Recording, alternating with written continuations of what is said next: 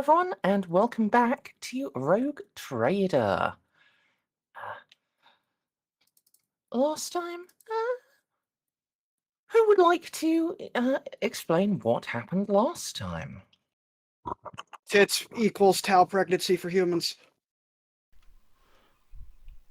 I didn't need to be monetized anyway, that's fine. Mammary glands help tau cross-species reproduction. Or to be more specific, Jeanne has the gene that you were told to look out for. However,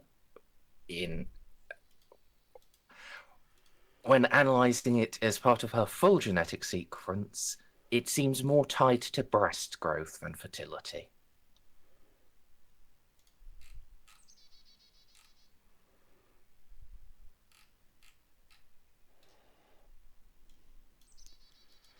So you see, having bigger titties means that you're more likely to be able to interbreed with aliens.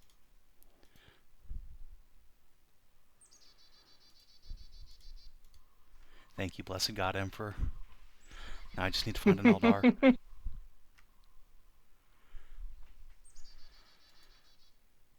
Yeah, other than that, we continued to interact with the, not Texan, but American government. We invited General Gray up to our ship, disabled the Necron Mindshackle Scarab on him, and then got a warning from the Necrons to, like, quit meddling with their stuff. And then Jeanne decided, well, no. Then we went down there to go to the next guy on our list, Bucky, or General Buchanan. But he'd already gotten rid of his Mindshackle Scarab when he got stabbed in the face by an orc. Shot in the face. Whatever. His eye exploded, and so too did the Mindshackle Scarab.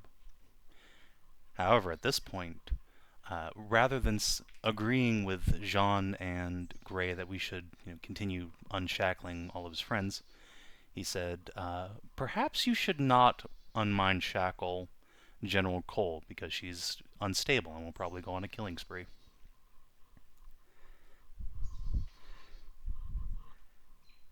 And at that point, Jeanne said, well, your friend, I guess. Oh, okay, sure. So has decided to just do what Bucky said, I guess, and instead has decided to take the Necrons to court and filed a legal brief with the Xiph dynasty, explaining why they should let her just turn off the Mindshackle Scarabs. And that's pretty much where we ended, I believe. Yeah, that was a rousing success as well. Yes, Jeanne is still under an injunction from the court to not continue unshackling the other Americans, but they have agreed to bump this up to the circuit court as soon as Judge Arichet gets here. Yeah, you actually get your day in court rather than being assassinated.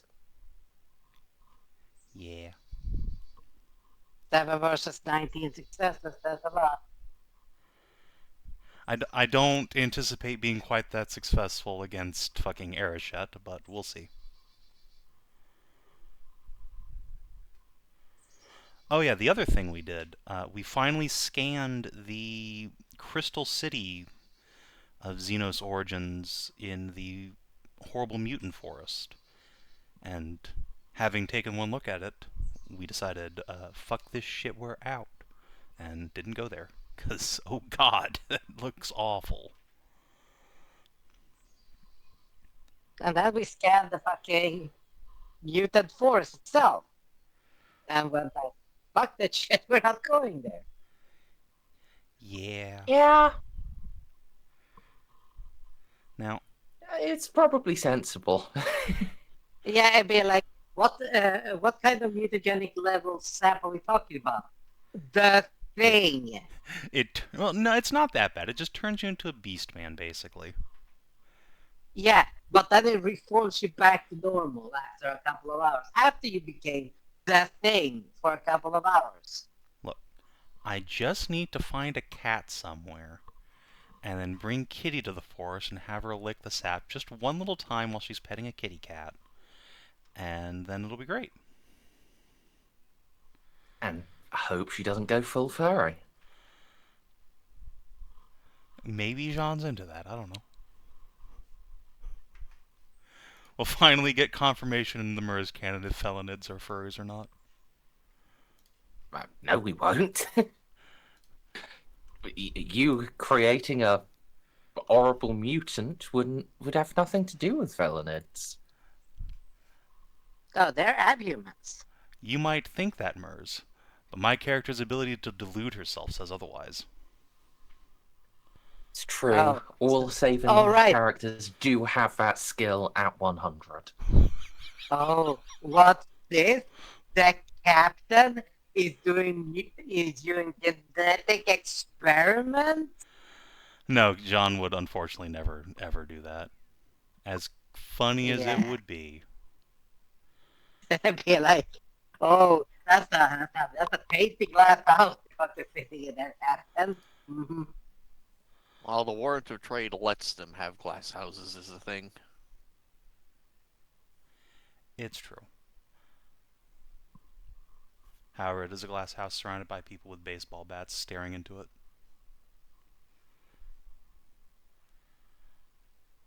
But yeah, I think that hits all the important parts. Yeah. It's nothing else I can think of, at least.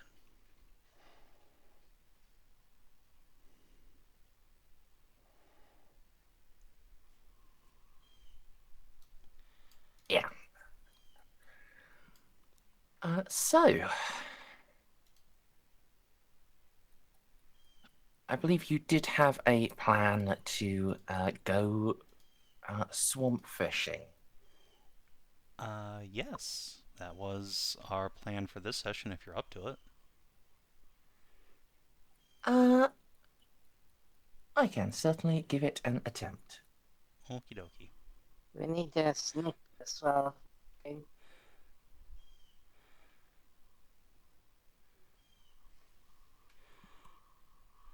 Don't worry, if the attempt fails, that will only give me like one extra week to autistically fiddle with this gigantic list of to-do things. A question: how intact do you want this thing? What thing? The swamp fishing part. We don't know the what's gator. there. We think it's probably a crashed starship, but we're not entirely Oh sure. no, I meant the gator. Oh, no, fuck the gator. Like, my plan is to just hit it with a fucking cannon as soon as we see it. A Florida man got arrested for that a few years ago. Fucking Clavicular got arrested for that this year. What, hit a gator with a cannon? No, shooting a gator. I was referring to fuck the gator. But yeah, actually, although I will say, if we can kill the gator without completely obliterating its body, it would probably make great eating. Especially for our giant lizards. For the skink. Yes, and us. I mean, you know, obviously we get some. I would question where it comes from, the mutagenic.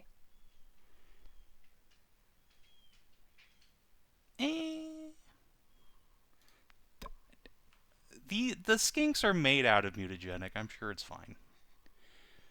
Yeah, for them, yeah. For us, that would taint the priceless human body and make you become a dirty mutant. This is in a different part of the ring than the mutant forest. The swamp is not anywhere near like there. I said, it could have. Yeah, it could. That's why we should obviously, like, you know, do science on things before we put them in our mouth. Like that one time where Jeanne almost ate something and then Van Dyke was like, "Captain, it's made of people!" And then Jeanne learned a valuable lesson that she has taken forward in life. You don't eat things on strange planets without making Molly scan them first.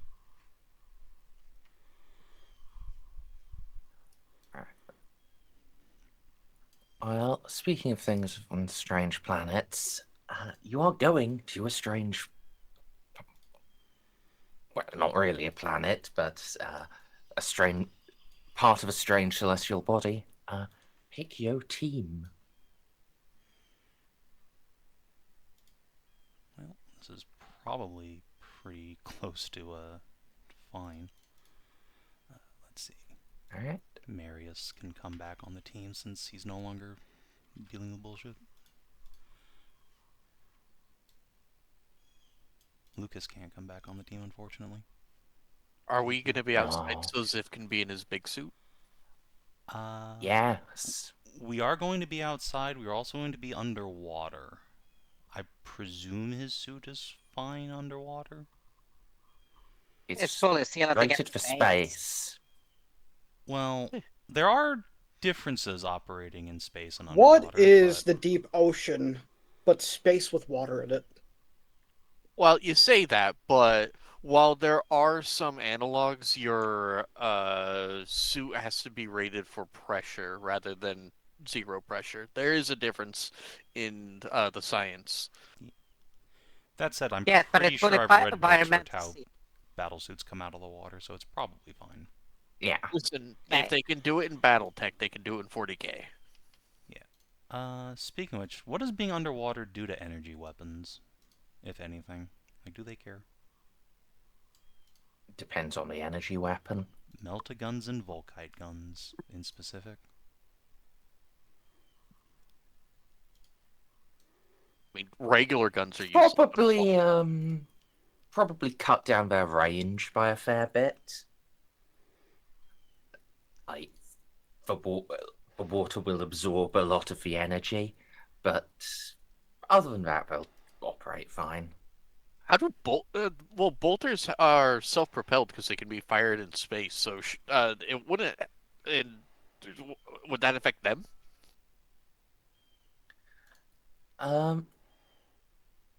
Like maybe reduce the range by a quarter because it's using more energy to travel through water. But You'd think so, but we have like accounts of bolters being used fine with standard ammo underwater. oh, well, there you go. Because they do the bolter rounds do self-oxidize. I do know that. Yes, because I know you can use them in space just fine. Okay, well, we'll just take that, and I assume launchers probably work just fine. Like a missile launcher or whatever. Again, lower range, but yeah. Fine. Yeah, I assume the ones that would perform the worst are things like M16s and stub guns, because we do know what happens when you try to fire those underwater. We watched Mythbusters do it. Yeah. Well, I guess all the cannons are the fucking choice then. You mean your Mauler bolt cannon? Yeah, your Yeah. bolt cannon will work fine underwater.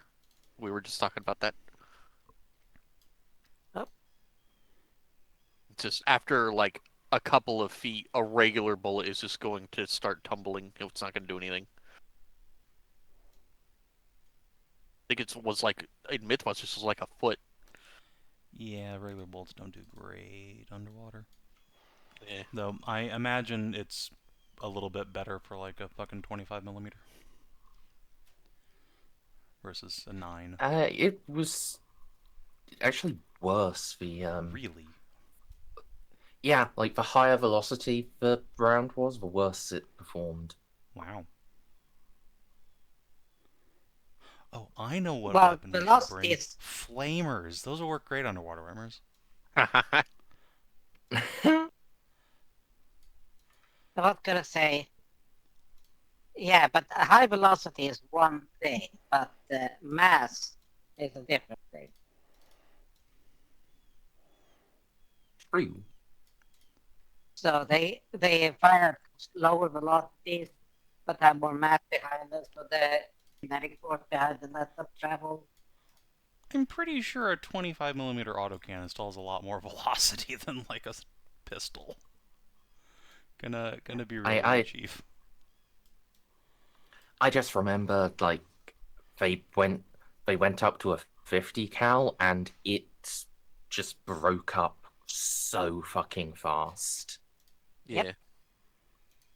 It just shatter regular bullets, shatter in water. Yeah, believe it or not, it's low velocity that does really well underwater, like harpoon guns. Yeah. We do not And have the any fact of that they're those, not though. made of goddamn lead. Or soft metal. Anyway, I will bring my Vanguard with bolt weapons and launchers. Should work fine. Bulkheads works. All right. Well, Volkite's range is cut down to half, so we might just want to have all Lupus with bolt guns. You have enough, right? I have like 6,000, yes. Okay, yeah. Leave the Scandaria on the ship if the Volkites are going to be like half range, just in case. All right.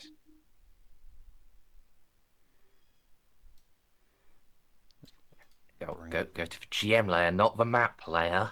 You How don't need does to make the world out of them, boys. how I does mean- magnetically contained plasma work, though? Same as the other energy weapons. Okay. It would literally destabilize the magnetic field instantly because of you instantly turn the water on into the plasma state. So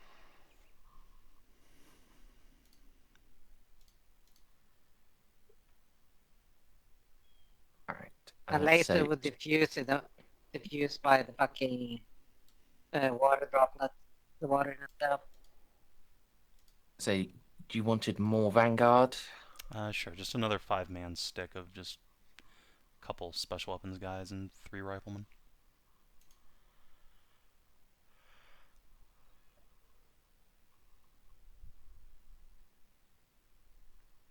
These guys can probably just stay with the track.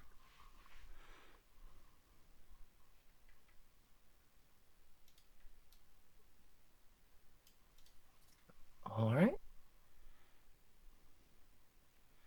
There you go. That'll be fine. A nice little strike team. Rogue Trader, Magos, Bodyguard, Giant Man, Giant a Robot, and 10 Mooks.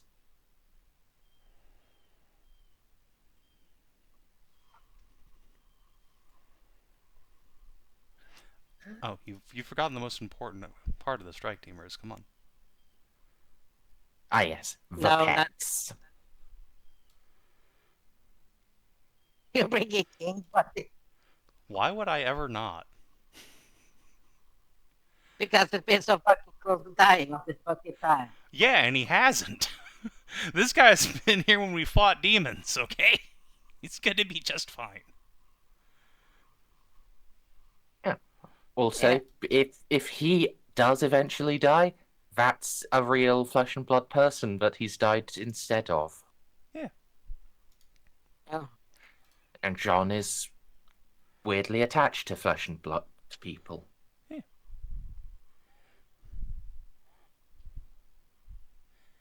If Jeanne wasn't aware of a rather stark capabilities difference, she'd probably just bring like 20 buddies.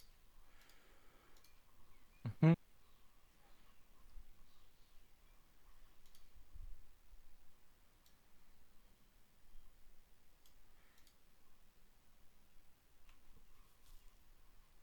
So yeah. With your team all picked, you can hop into the storm burb and fly on over. Would you like to have any chats amongst yourselves en route?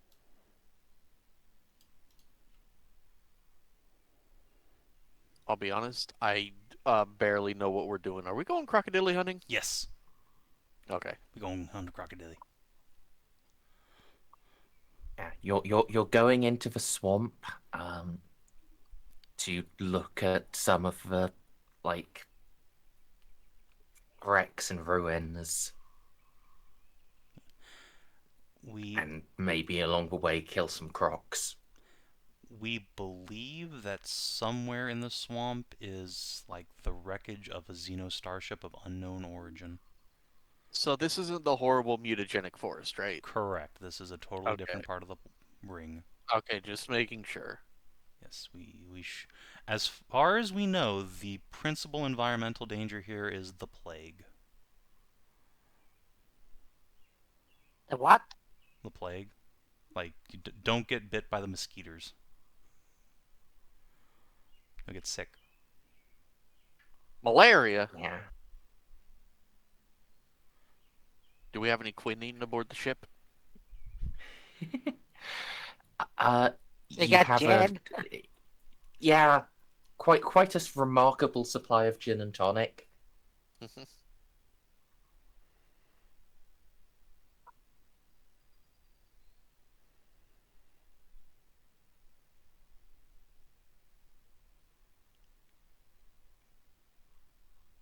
Yeah. I don't have anything to say. I'm just waiting to get down to the ruins. Fair enough. Well, just check it with Xiph is awake. He fell asleep inside his suit. Apparently Hello.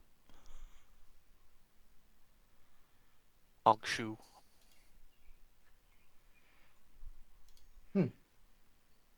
Hey, Maybe Xiph, he are got you up to awake, get some or- more pizza. Oh, Oh, you he's got pizza? scribbling something. Oh man, I would love some pizza. Oh man, I could go. Oh man, I've been at fucking forever. Jesus. Yeah, me neither. Gorb. Well, there you are. Oh yeah. What is required of me? Are we No, told something? Gaston. Well, Gaston was gonna check with which had time to fix over the repair of the stealth suit. Well, yep, you did everything correctly. Stealth suit's back up in condition, and I now have this melta cannon fused to this suit's kneecap. I now can shoot like 7 guns at once. You what? Oh yeah, the melta gun that Molly's mom gave. I decided to strap it to the suit. You can't put a gun on the knee? Why not? Look, you see, I just bend down and it fires. Deeply aesthetically unpleasing. No, look, you see, it's covered by this kneecap thing, but when I fold my leg the correct way, it flips up and I can shoot. Oh, I I can't even dislike this tell. intensely. Fine, I'll fucking about move it. it to a different shoulder thing. Fuck. There. That's Captain, think about it. Kneeing somebody with a crutch, and then metal top. a proper war suit has weapons on its hands and its shoulders and its chest. That is where Well, weapons Yes, okay, go. what but about- this is a town. What Yes, about the and we're wrist trying to make him a rockets? proper Tau. What about the wrist rockets? I've seen Terminator suits with that. That's okay. That's basically the hand.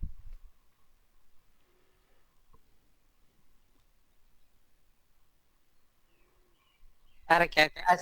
I would still big the fucking 00 Cyborg 004 aesthetic.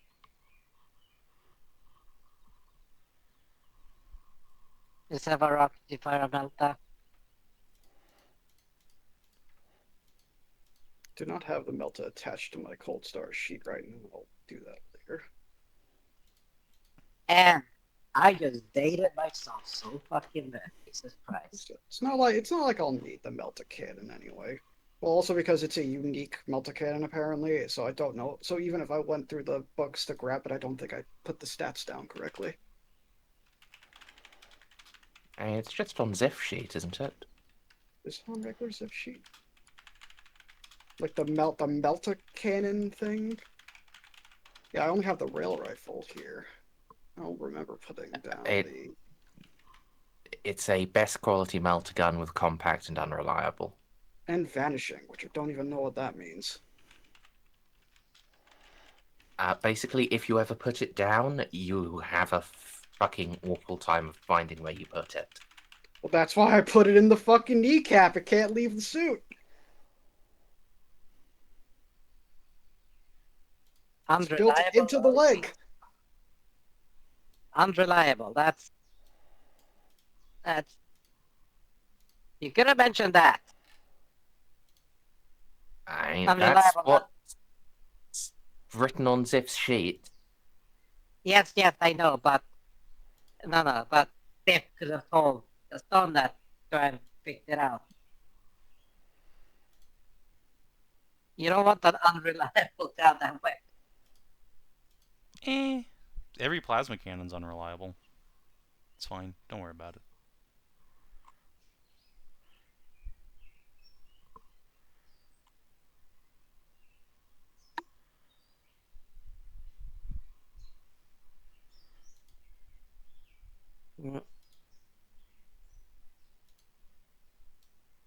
Well, this thing probably comes with a snorkel.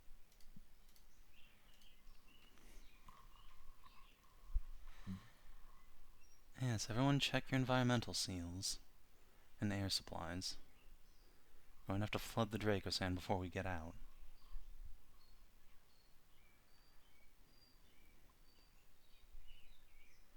Are you going Well, directly underwater then, not checking any of the above water ruins?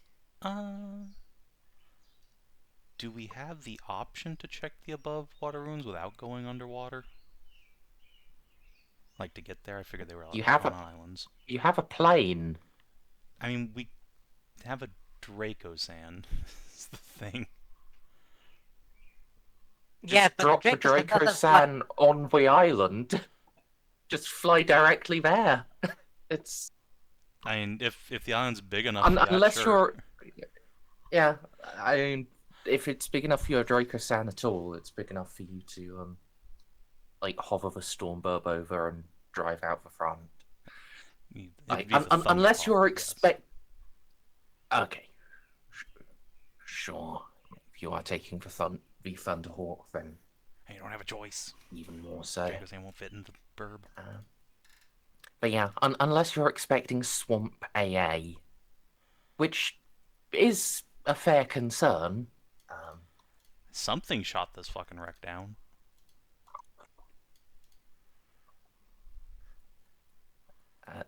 Yeah. I'm not expecting it, but I wouldn't be terribly surprised if it happened. I don't imagine the Texans have a lot of, like, close to the ground air traffic.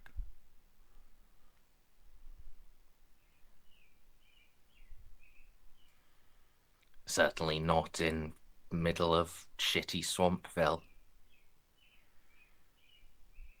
Yes, well, I think Jeanne would prefer to drop the Draco Sand a little ways out and then roll in, just for safety's sake. Alright.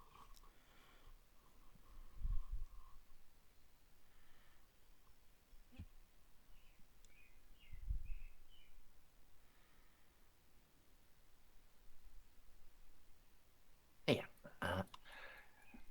Everyone can check their seals. You haven't had any what's it called? Thing where bad thing happen. Suit breaches? No, the game mechanic where I get to make a bad thing happen to you. Complications, I think it is. Ah, yes. Yeah, you haven't had any complications around your maintenance, and you haven't failed any upkeep rolls recently. So everything is still in good whack.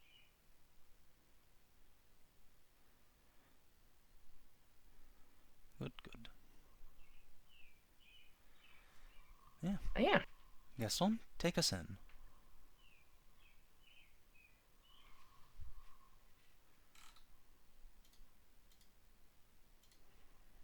Wait at that.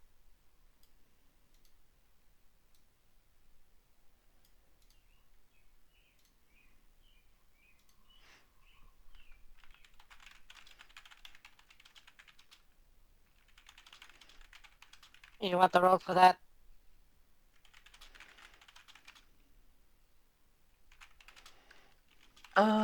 Nah, I think that's fine. You are not in any risky situation, so you can just set the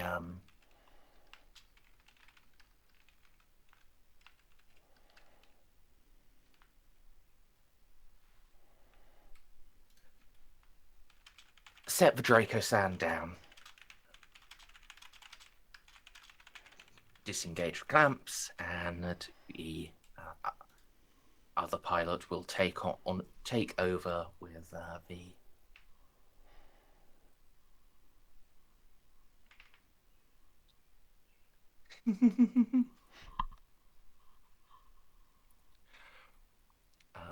with Thunderhawk and bring it out of hypothetical, flying croc range. They could have frickin' laser beams on their head, Merz.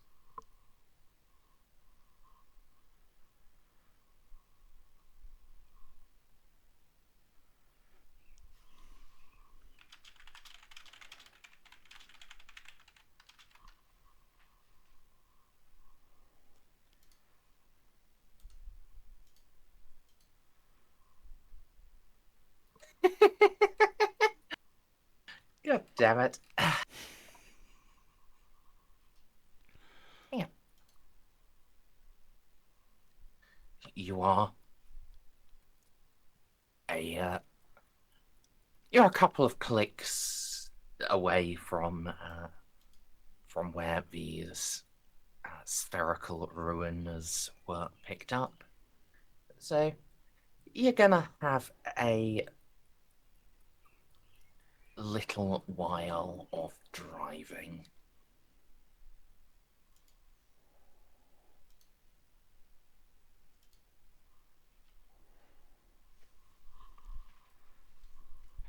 Unfortunately for me, none of the random events that can happen to you will have a particular effect on you in a fucking tank.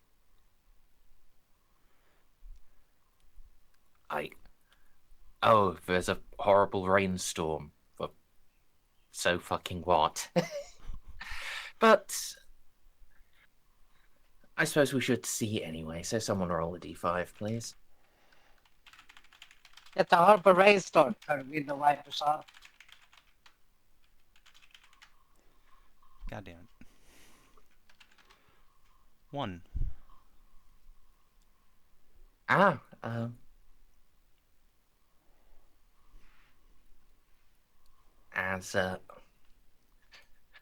As you drive forwards, you spot through some of your scopes small quadrupedal shapes, a pack of yotes.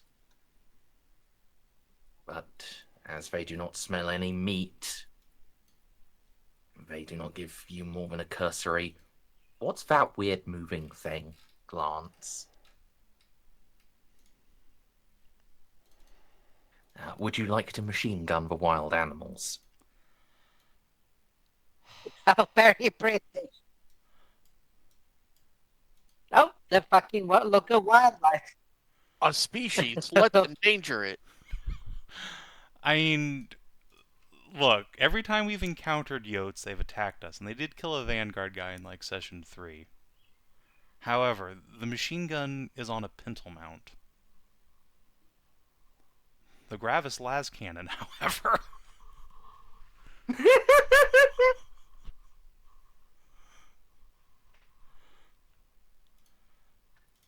There is such thing as overkill, but Okay. I mean, And what could be like, hey, you like, oh, look a while, better get out the fucking wickers. It is only forward mounted, so if they're in our way, Jeanne will be like, to hell with them, blast them. Otherwise, begrudgingly let them go. Let me just 360 spin this and then just blast it and just keep going.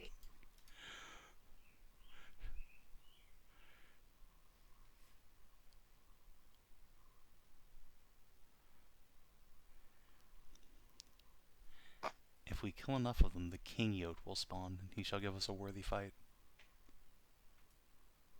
Pretty sure that's how that works. Well, you can blast some of them and send the others running very quickly, confused and afraid. Good. Now, as well as their eternal hunger, you have taught them fear. They have become Finnish.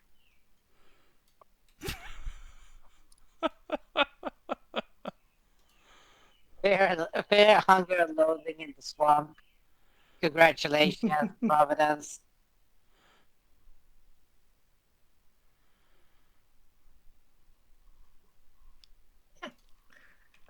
Do you want to head to one of the above ground ruins or directly to underwater?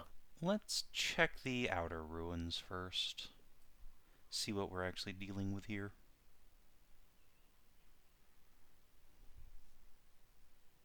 Alright, yeah. You can drive on up and yeah, it is much as you saw from the scans. They are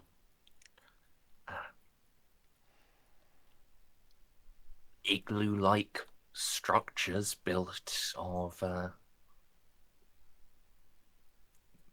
of carefully stretched and hammered sheets of metal. From the outside, they look quite plain and ugly, but they'd function well enough for keeping the rain out. And despite their doubtless age, they are mostly rust-free. Just some streaks around some of the joins, but the main body is certainly intact. Considering the crudeness of their craftsmanship, I suspect these materials were harvested from the downed starship. Maybe by its crew? Let's take a closer look. Come, Molly, just like old times.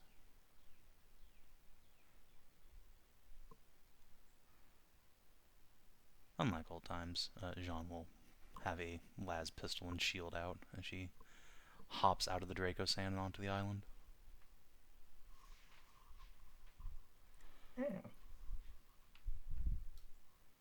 I'm Your being troops followed will. by... Oh, you go. Oh yeah, I'm gonna be within 2 meters of the cap.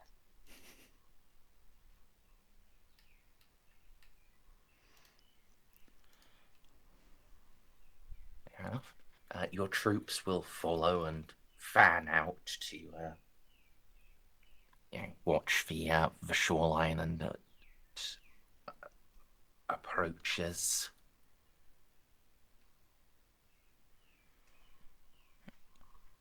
So, Merz, would you perhaps like a trade archaeologist test to, like, investigate this place and see what can be gleaned from it? Certainly. Sweet. I know Molly has this. Does anyone else have trade archaeologist? Kind of assume not. No. Alright. It strays AFK, I will just roll. Hell yeah, Jeanne. Alright, are you satisfied with 0 degrees of success? Yeah, I'll subsist on this for now. All right. Sorry, I was looking for how to tell if there's gators in the water. I did find it. Oh yeah, is there water? There's gators. If you touch the water, that water's wet. There's a gator in there. Yeah, that sounds accurate. Did you take my bonus for that? Or Yes. Okay. Well, your assist bonus, unless you have more. I have a 102 in Well, I trade mean, I know archaeology. you do, but you weren't listening, so I just rolled. You were being fancy. I was looking for the gator video. I'm sorry. No. Yes. There's anyway. There's not much really to find on your first glances. It's quality metal. For it to have held up this long in these conditions, must be some advanced alloy. But then, if this is taken from a starship, it would sort of have to be for the vessel to have made it here, absent some bullshit like orcs have. And as you look, the more it does seem, yeah, these sheets were not purpose made for this building. They've been adapted. You can see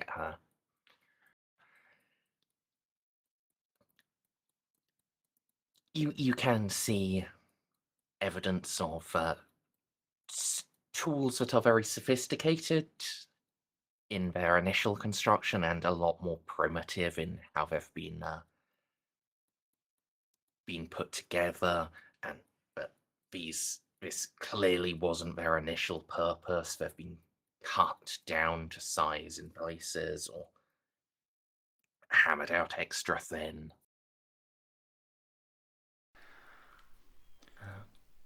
Are there any, like, cultural artifacts still lying around, or is it just nothing but the shelter itself? On the I'm going with the outside first. If there was anything, the swamp does seem to have claimed it here on the outside, though. By the entrance, there is the remnants of some sort of glyph.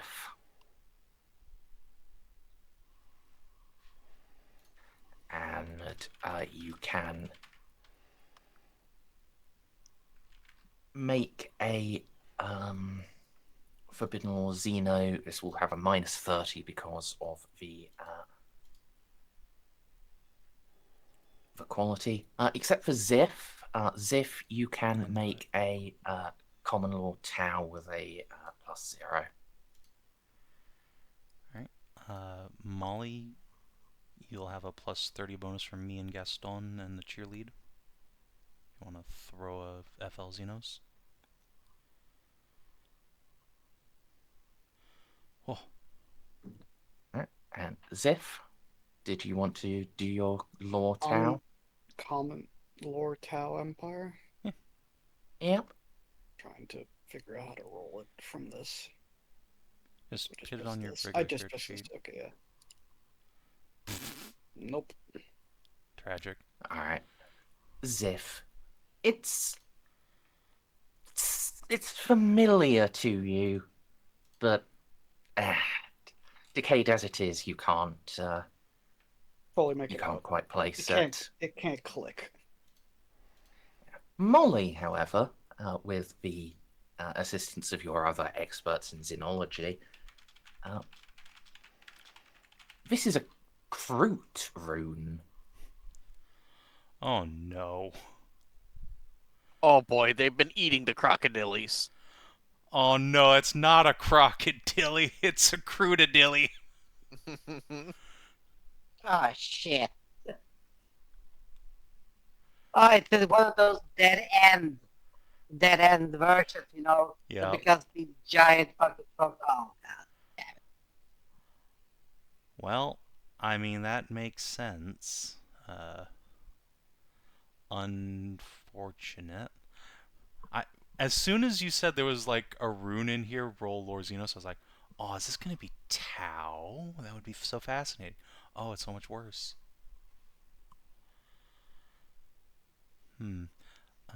Molly, could you do a scan with your auspex on this shelter material? Perhaps it would match our records of Kroot war spheres? Difficulty, please, Merzendi. I think just +0.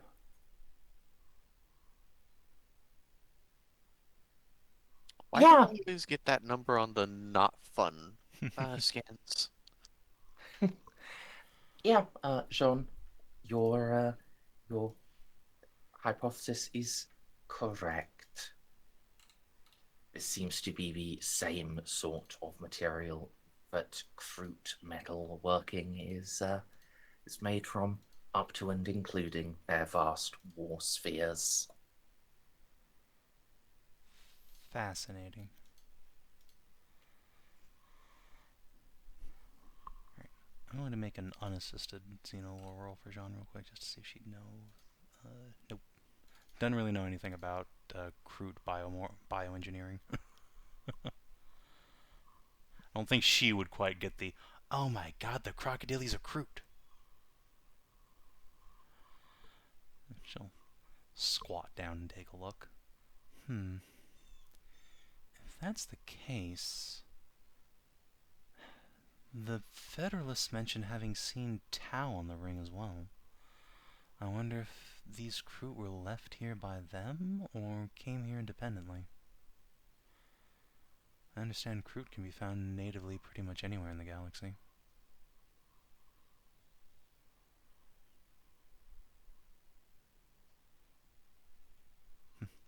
I wonder if we'll end up finding Swamp Tau.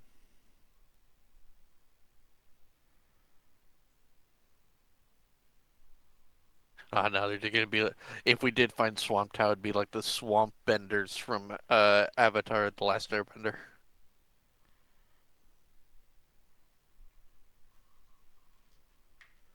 The reference is lost upon me, I'm afraid. Basically Cajuns. Well, and that would be fine. We'd get some good eating. Jeanne could bond with them over being French.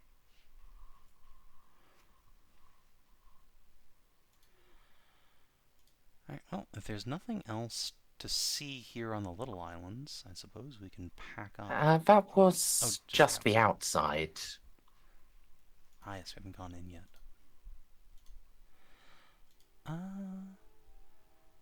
Is the entrance even big enough for Gaston and Molly to go in?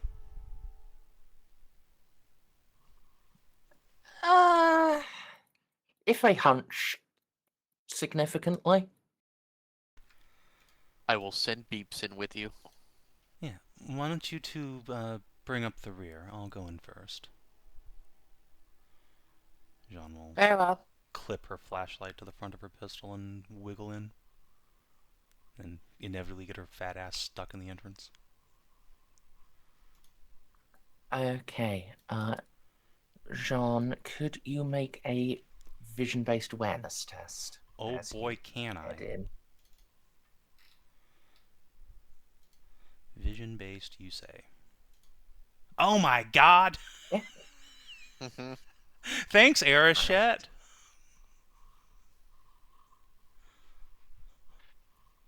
You spot it in time.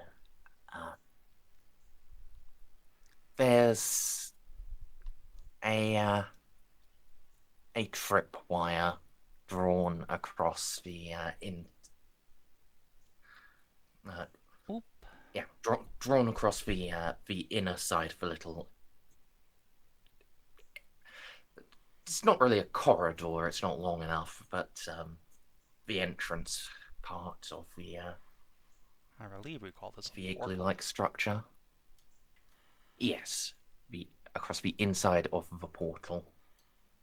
So, Mers, is it security to disarm traps? I feel like that's physical security system, so yes, I think that would be the skill. Depends on the trap. In this case, yes. Well, difficulty please. This is one of my specialties, actually. I can assist you if you need. I don't think you can. You cannot. There's only one person can fit in here at a time.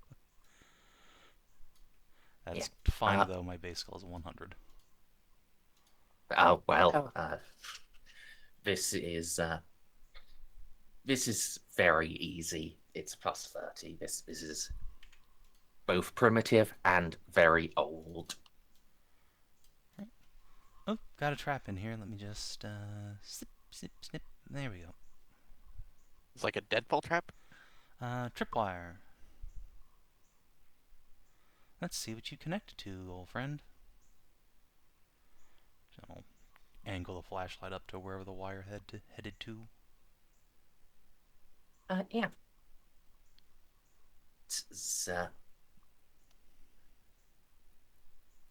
the tripwire connected to a set of pins, which were restraining a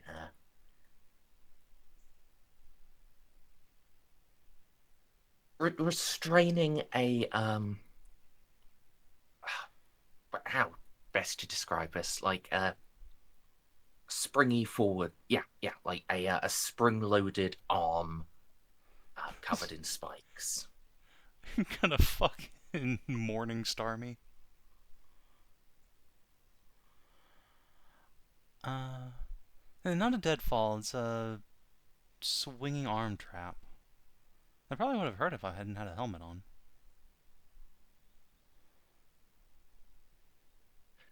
Judging by those spikes, that would have hurt anyway. I've got like fucking 11 head DR. I'd probably be alright.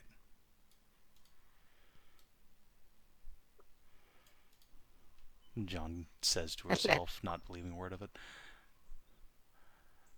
I'll let Gaston go first, so just you get smashed in the head by that, be like, huh? Yeah, Gaston was probably that? wouldn't give a shit.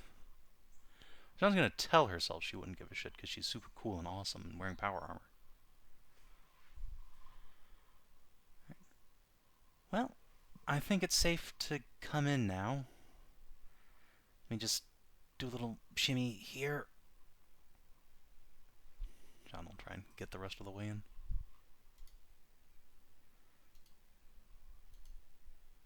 Yeah, there's no further issue.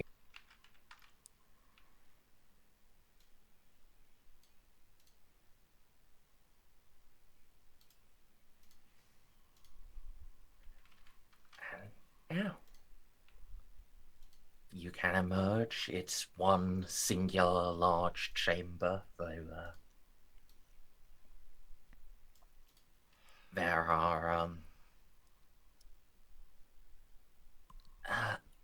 are rails separating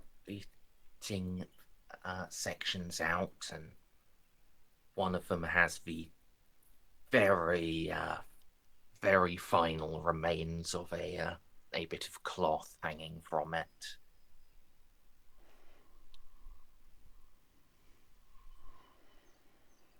The others have all quite thoroughly rotted away.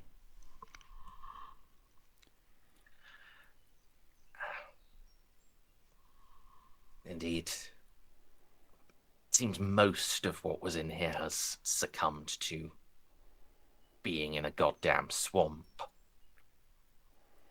Except for walls. These, oh,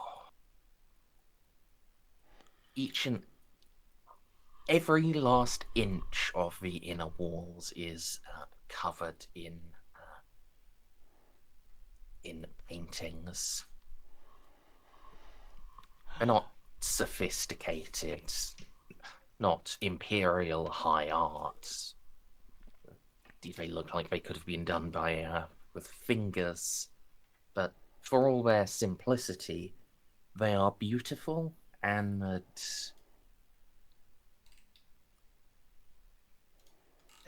emotive.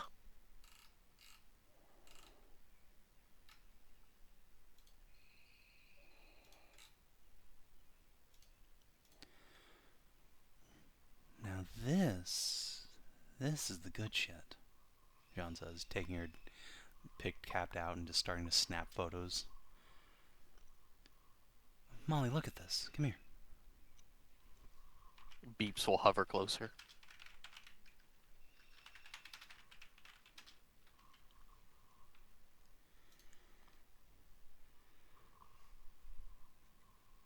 Let's see if we can't find if there's a story being told in these cave paintings, or if it's just crude Venuses.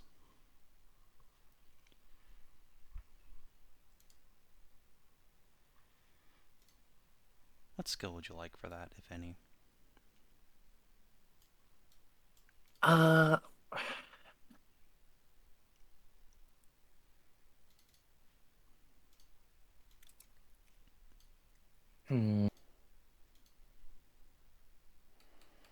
I don't suppose you actually have law or trade anthropology.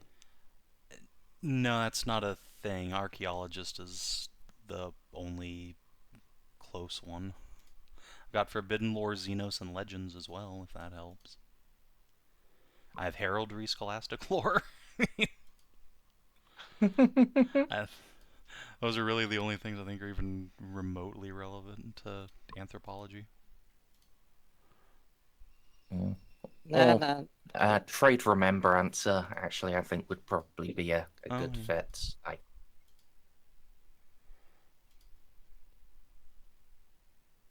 I feel like that's for composing rather than analysis, but...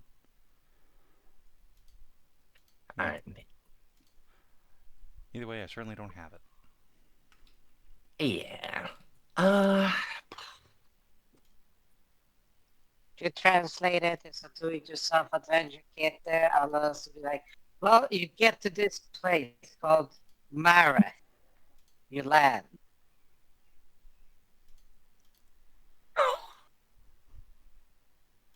Oh no. I think we can go with a yeah, let's just go with a flat intelligence roll. Right. Well, that should probably Can be a I Molly thing. Oh, okay. Can I get assisted?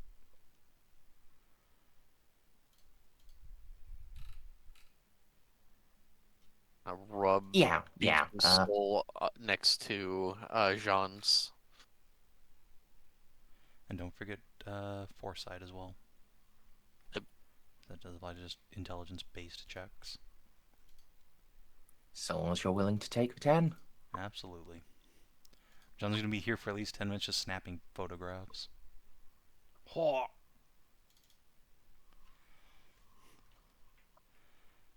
So thick. Tell me your story, ancient culture. All right.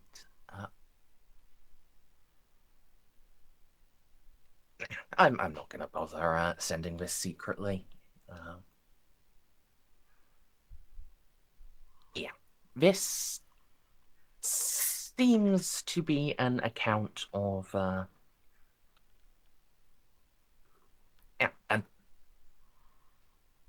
an image-based account of what happened here.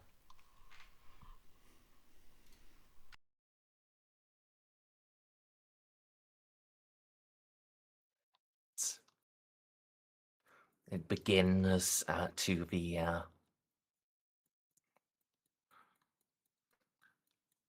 It begins to the immediate right of the entrance and then goes around counterclockwise.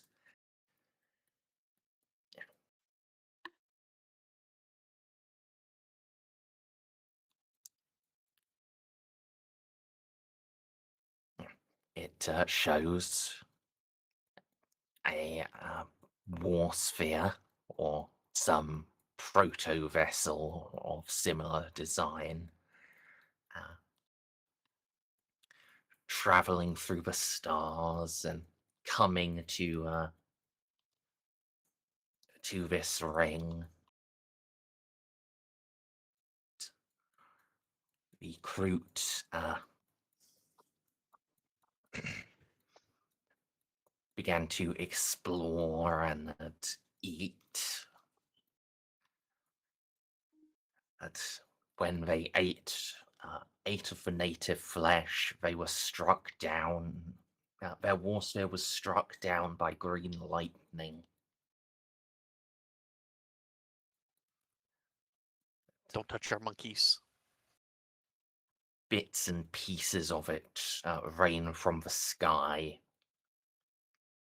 And those Kroot that were already on the ground are forced to cower and build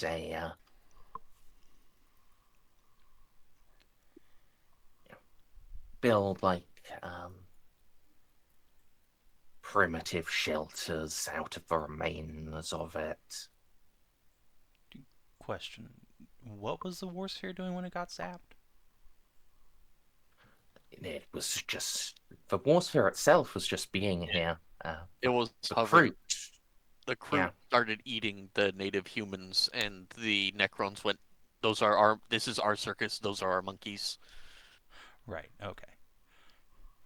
Sorry, I just want to make sure it wasn't like, in the process of a landing, and like this ring was like, no you don't. Alright, yeah. If the crew were just like, if the crew on the ground caused it, yeah, that makes sense. Yeah.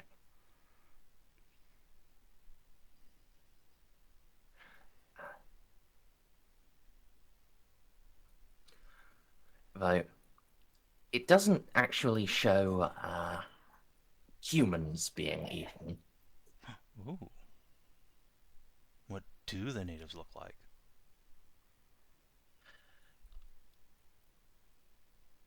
Peculiar.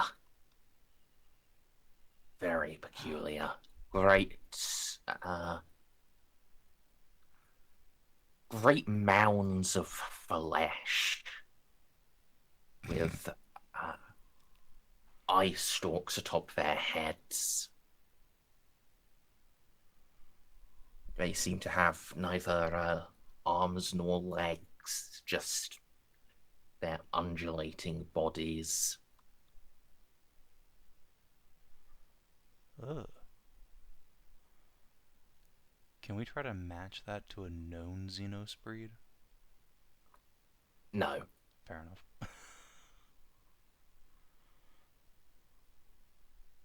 Yes, the surviving Kroot, they were trying to eke out an existence.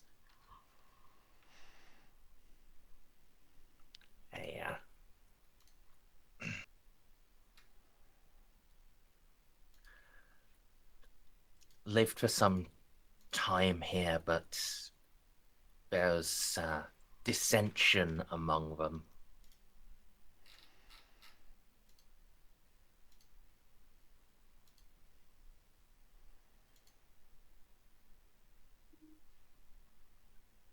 Some wish to continue following the old ways, others blamed the elders for them being trapped here. In time, the group that gave blame grew larger and stronger. And they started to eat of the native animals without care for the consequence. And over the generations, those fruit, they morph, becoming smaller, more canine, until in the end there's No, they're the yotes. nothing distinguishing them from the yotes that they had started to eat. Oh no. Those that still followed the elders, they were too few to keep a community. They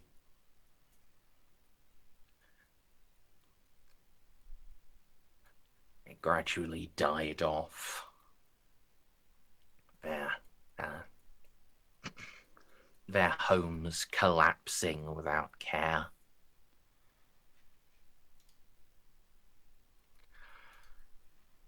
Till at the end, only one fruit is left, and it depicts her or him. Although you get a sense of femininity from the portrait.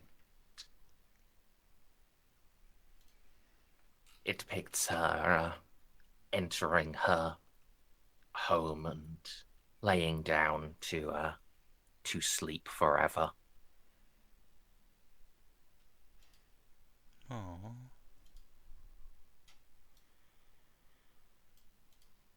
These poor creatures.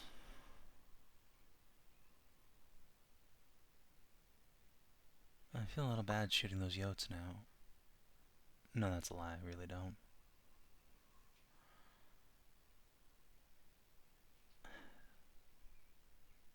Well, I don't think we'll be encountering any live Kroot, at least. Anything identifiable as a Kroot. But what are these native aliens? They have no arms or legs. Perhaps they're the denizens of that crystal city? Beeps will shrug with his little arms. Molly, I'm less than 5 feet away from you. You can just... never mind. Funnier this way for her. Jeanne will take some more detailed photos of the weird barrel-chested aliens. Well, I have never seen anything like these before. I suppose we could just ask the Necrons.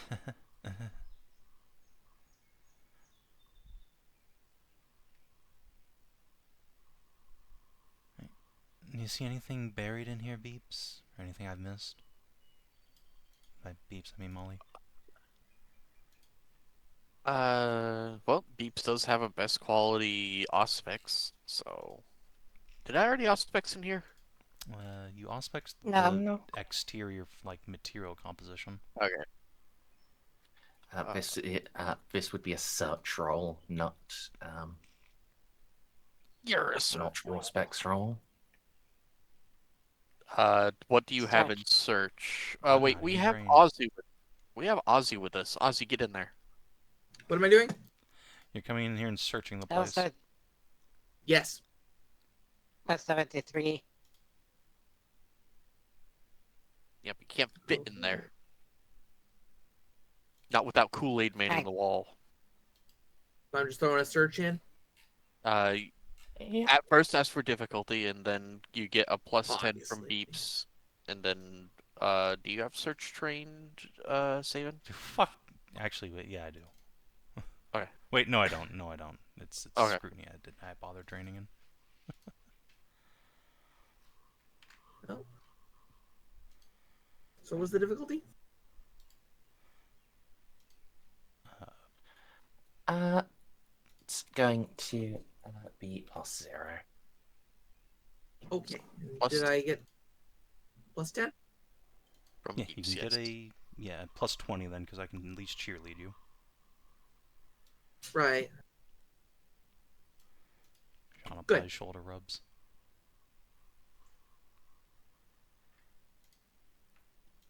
Shoulder rubs and words of encouragement.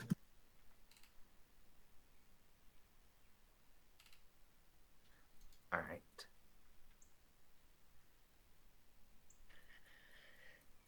It takes a little bit, but Oz is eventually able to identify that one of the little mounds in the corner is a is the remains of a crude skeleton.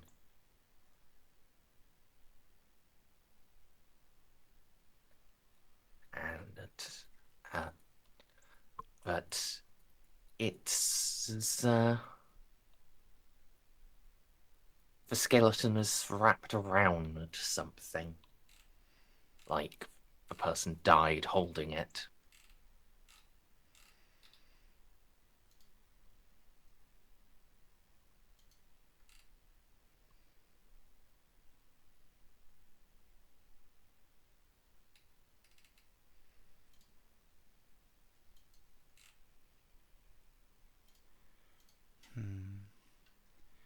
Hey, Xiph.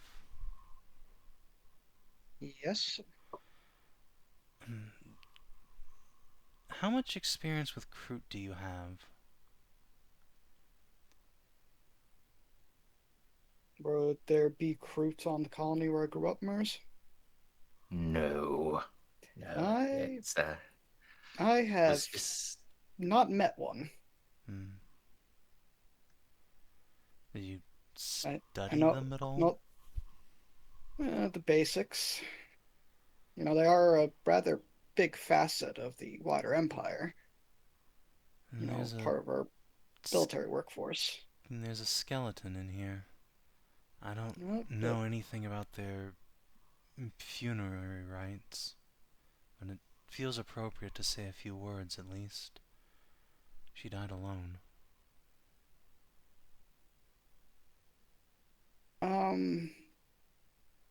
Gaston, do you think you can make this into like a broth?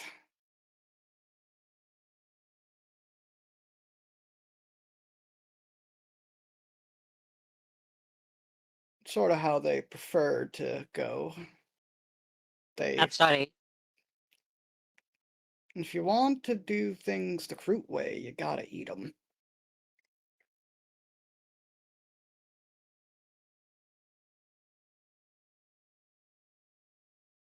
I I wasn't sure if I heard correctly that you did say broth. Broth. You know, like we ground up the bones and put them in like. Okay, I don't respect Kroot culture that much.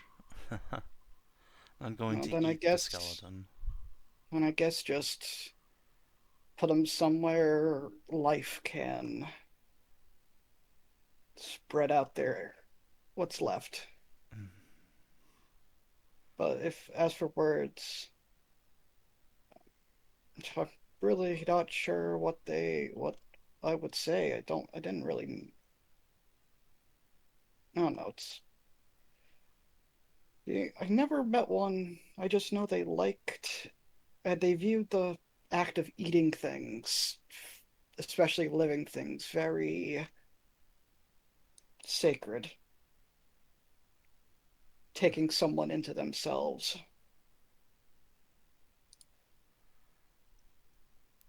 Jeanne will just lift a hand over the body. I hope your flesh nourished your kin and the earth, then. Yeah. She will kneel down and just place hand on skull, then see if she can lift out whatever this object was.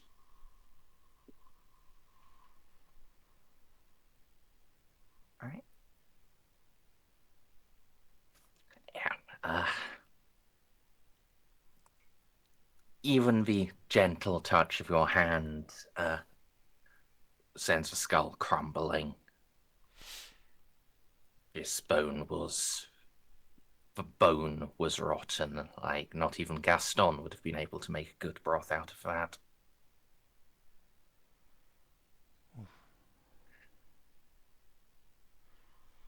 Dust to dust, as the good book says.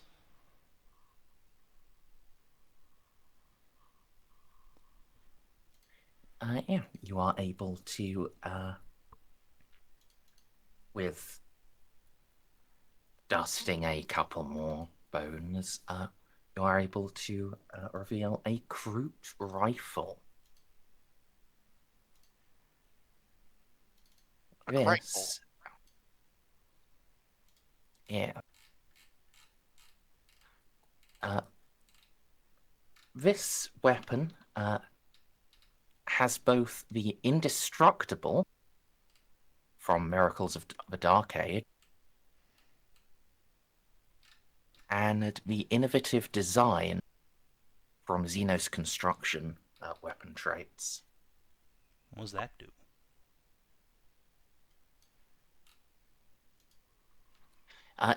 Innovative design changes damage type to energy and increases damage and penetration by 3. It's also automatically equipped with an omniscope. And it doubles its range. Always trust the Kroot to have good guns. God damn. Wow. What's the fuck is that? Awesome. Well, that's certainly a weapon worthy of the last crew to the colony. What a beaut. Just say we take it, if not to use, at least to pass on. It's what. Well, I do have a nice very- trophy room I could display it in. Very pretty gun. If we knew any Just Kroot, I'd some give it blocks. back, but... Subbox to the captain. Like, could let me try studying it for a little while as well. Maybe there's some things where it is able to be salvaged. Jeanne will just look at Beeps, look at Gaston, shake her head very slowly, like, no, can't do that.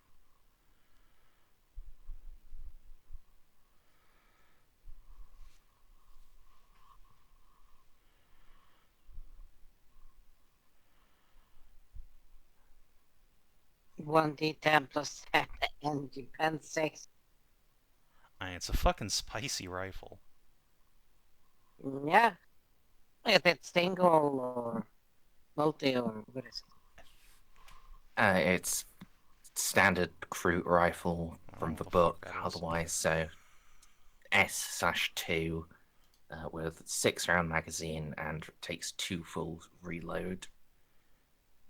Does it have any innate properties like accurate? No, No. you can use it as a melee weapon, which it now does D10 plus 5, pen 5 with balanced. I mean, cool. It is mostly just cool rather than particularly useful. What? Why are Kroot weapons not in Into the Storm when that's where the Kroot are from? They are, well, Where? the one at the very end of the armory section, they have their own subsection. Except for the Kroot rifle, because that was already printed in the core book. And they don't like to print things twice. God forbid you make things convenient to find.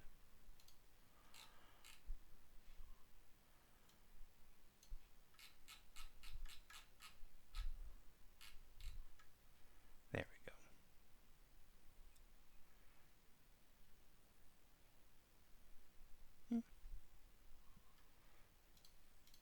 we go. Jeanne will eventually just put that up for display in her quarters with the rest of her cool guns.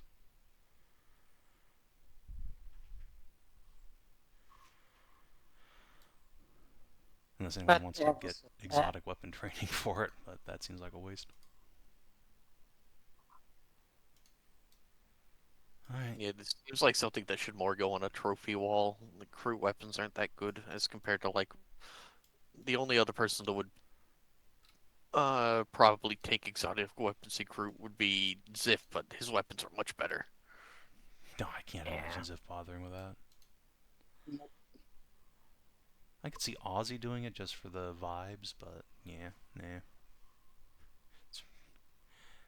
It's a decent blaster. I was gonna say that study the whole thing, innovative design, which Exactly. adds. That's why Jeanne was like, no, can't do that. Not only is it Xenotech, but it's innovative even for Xenotech. That's double tech heresy, Gaston. Just wait for Molly. Just wait for Molly to become.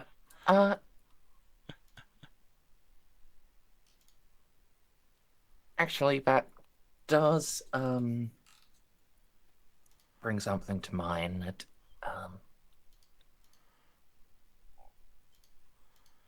500 Skitaria ATF agents jump out of the grass. No. So, the people looking at this, do you have? I need someone who has both. It's basically just Molly. It's someone who has both Forbidden Law Xeno and like laws around tech. I think Gaston has, like, tech, don't you? Common law or forbidden? Either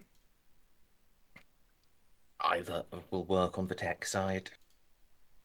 Yeah. I gotta take care. I think Molly's a lot better than mine. Yeah, if you got both, just assist Molly, and I'll give you a cheerlead.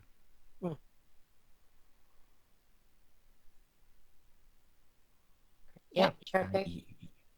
You can go ahead and make your make a law tech roll. Common law tech? Yeah. Okay. You get the system, cheerlead. Difficulty, please. How many dots of Xeno do you have? 4. Okay. Then plus 10.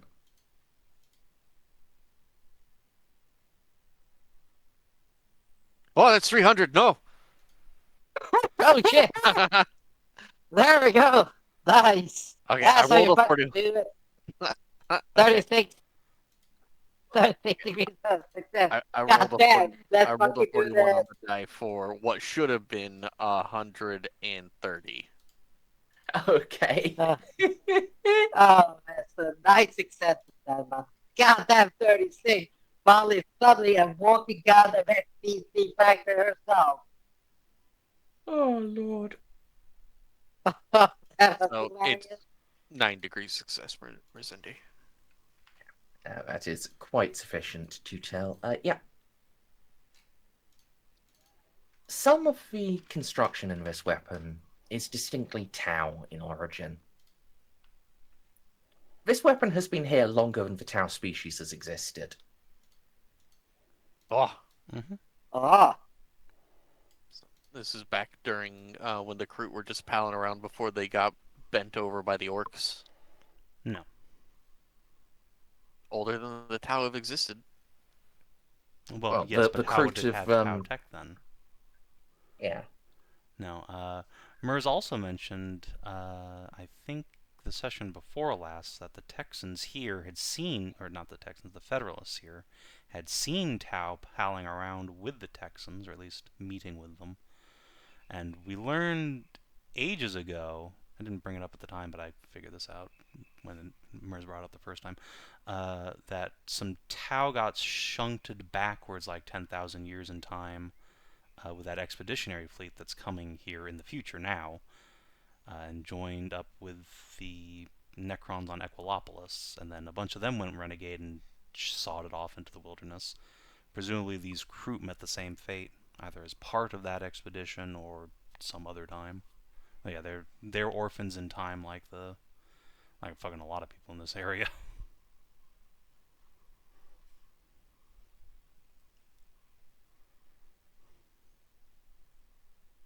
Or alternatively, the crew were just palling around on their own, and they met the Tau here, and the Tau were like, "Friends, hello! Not long time no see." They're like, "Who the fuck are you?"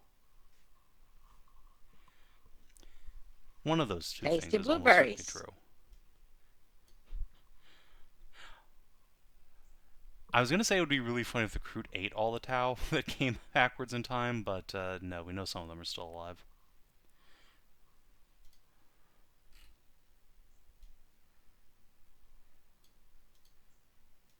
I guess when we get to this actual War Sphere wreck, if there's anything salvageable in its computer core, we might be able to find out for sure which is true. Or just examine it for chronal residue.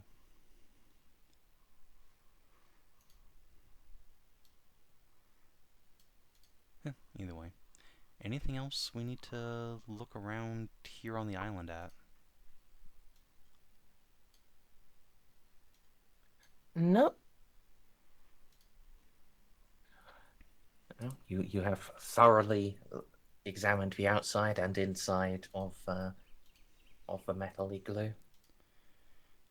Unless you unless there is a third state of being of the igloo that I can't think of off the top of my head. I think you've examined it thoroughly. I mean, are there other igloos, or is this like the only one? The only one on this little island. There are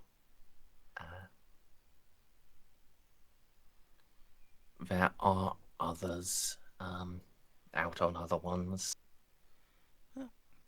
Probably worth taking a look at them just to see if there's any other archaeotech squirreled away. Unless there's any other cultural bombshells, we can probably put that down to just a roll.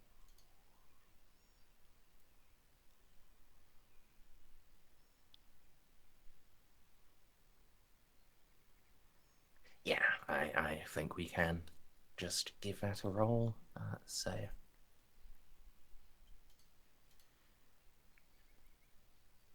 Oz, another search, please.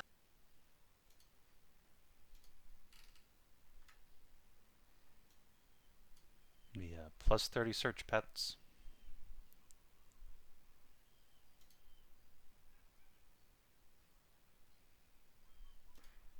Hey, pets. Alright, I guess that's a plus 30 search Gaston. Luckily, you're basically the same. Yeah, there's a 10 difference. So plus 30 search.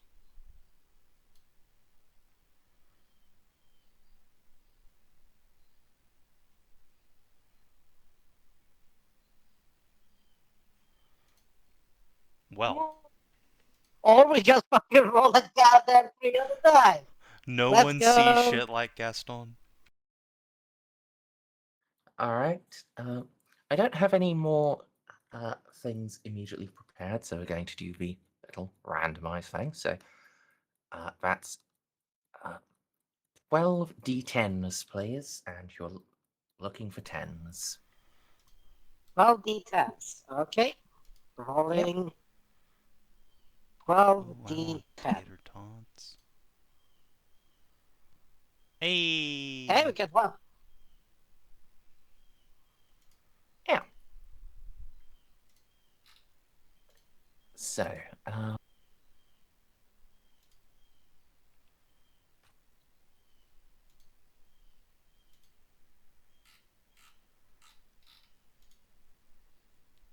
could you roll a d8, please? As I don't think there's any reasonable way for this to have been a ship component. I mean, hold on, these things are made out of starships. They could have, like, made their igloo on top of one. Yeah, that's fair. Roll a d10 instead. Well, I maxed out d8 on a 10, so I get them then. The maxing doesn't matter, it's just where you are on a table. Yeah, so just replace it with a d10. So it would have been a 10 then? Oh, not too bad. Well, no, it would have been an 8, but... Oh, it is a starship Ship thing! component. Oh boy! Nobody rotates like Gaston. Another this is- D10, Nobody please. finds shit. Nobody finds shit like Gaston. My shit post has made this that's it. infinitely less useful for us. Oh no. A lance. Oh my god, Oh, never no. mind. Oh, I'll yeah. fucking dig up Come the on. ring for a lance. You can't mount it though. Not on this ship. Unless it's like a super compact one. But I have a cruiser under construction at Mazoa, so that can have a free lance in the future. You have a what? Cruiser under construction at Mazoa. That was what Jeanne sunk most of her like reward points into for the STCs. Told them to build me a cruiser. Okay. Isn't that gonna be built in like 10 years though? Yes. Okay. That is a gift for future save in like 10 years next time Merz wants to run Rogue Trader. Roll another D10, please. Let's see which table we're on. 6. Okay. So the traits will be from the Archaeotech table. Oh boy. Let's first off establish... Oh, actually, wait one.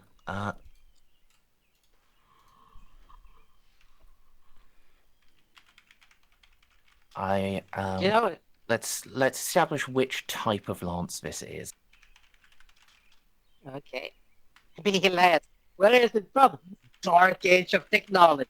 Oh, gods. I mean, it makes sense. The crew would have been able to find like DAOT human technology all over the place. Yeah. Alright. This, depending on what it is, I may say this is a crude weapon, but it's statistically identical to. So. A D12, please.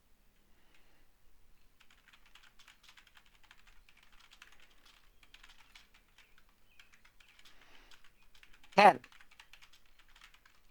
Okay, so this is a Titan Forge lance weapon.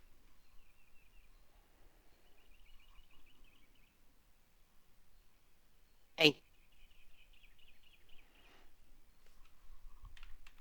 Which is basically the standard lance. Okay.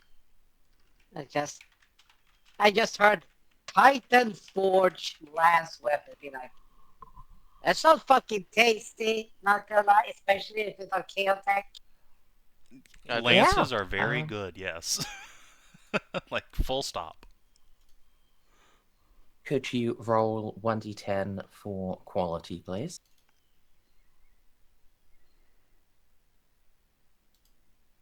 Like, even the Ten. shittiest Best lance. quality. Oh my god.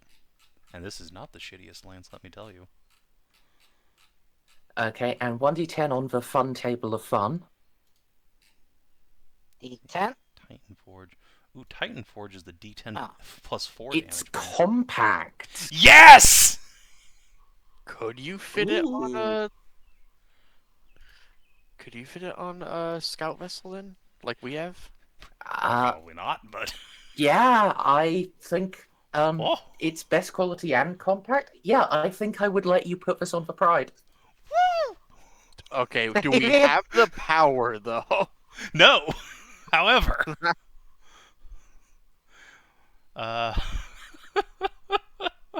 There's still Hold on, something actually, to it roll, might. right? Let me look at some. Wait, best quality compact. That's Yeah, the it reduces thing that the it- power consumption by 1, so that's nice. And the space as Yeah. Yeah. well. So a Titan Forge so- lance. Is this a single shot one or the battery? The weapon, not the Oh. battery. That makes sense. That also means it's much more likely we can actually use it. So it's space 3, power 8. It's compact, so it's space 1. Oh, okay. Well, we can definitely fit it, and we get a space rebate. Power 8 is a little difficult. If you It's have a slower space than rebate, you might be able to get the Plasma. Yeah. plasma conduits. Alternatively, we But could just first- not have our warp drive active in real space. Yeah. Turning shit off so you can use other stuff is a valid thing. But first off, we have 2 quirks to generate. Oh boy. So 2d10, please. 2d10. So roll Yep. 2d10. Oh boy. 9 and 10. Fuck you, fuck you, fuck you, fuck you, fuck you, fuck you, fuck you. Lucky! Wait, who gets the fate point if it's a ship component? It's assigned to the ship. Any one person can use it during Free. during It's a like ship combat. Oh my god. Or indeed, yes, Carolus gets it. Yeah, I'm perfectly happy letting Carolus have a fate point. Nah. I think he will be able to use the free one if he needs it. But yeah, it is just floating. Anytime you are using a ship system, you can say I'm using the ship's lucky trait. Outstanding. Holy hell! Good find, everybody. What does dogged do again? Yeah. That just means we can't lose it? Yes. Alright, well, if anyone tries to fucking yoink our lance battery, we don't have to worry about that. I'll also be stretching that to the ship. Someone jacks the pride from us, it just comes back on its own. Yeah, that's the thing. Or if we get separated not from it real. somehow. Yeah. Not necessarily it comes back on its own, but circumstances contrive themselves such that you find it again. If we get stranded somewhere, the ship will find us somehow, some way. Hey, Lassie. Now the bad news is this has been thoroughly disassembled to make a house and to make a little housing complex with the actual core of the lance weapon now being a cooking oven. But you are able to assess what it once was and what it could be again. Man, 6 months, you say? Yeah, I feel like a lupine recovery team is going to be spending a lot of time out here in the near future. Diggy. 6 months is definitely enough to install starship components. Excellent. Well, The pride grows ever more terrifying. my little knife fighter's all grown up. Yeah, Nice. fuck. This is just like someone has taken a cruiser and shrunk it, and it's the only thing you've lost is some survivability. Barely that because of my goddamn fucking pilot. Yeah, I mean, we just never get hit 5-hit, but yeah, we do have, like, a little more than half the HP of the light cruiser, but other than that, I mean, it's basically the same armor. We're faster, and now we're just as shooty. God, which gun would I want to get rid of? I guess... Oh, losing the melta-cannons would be so sad, though. But there's no point having the Styges and a lance, because the lance doesn't benefit from the Styges, it just ignores armor anyway. Correct. However, as we've established, all these cool, like, specialist macro cannon shells that we pick up, like the... not the Vortex, the other ones that we have, and the Phosphex shells, those only go into the Styges, not the Pyros. So we might True. have to actually not install this until after the big orc fight. Because we need to be able to shoot those. Alternatively, we could give it to the Flame Falcons and get a bajillion profit factor. No, I can't give up the frigate. I want to lands. fire the big gun. My brother in Christ, they have a bombardment cannon. I bet they'll let you shoot it once. Yes. Fuck, that's actually But a very you difficult could, decision. if you're handing things over to the Flame Falcons, you could just hand over the Planet Killers. I mean, yes, I could. The only contingent factor is I don't think they're actually going to let Aussie shoot their big guns, and I don't trust anyone who isn't Aussie to shoot the important shells.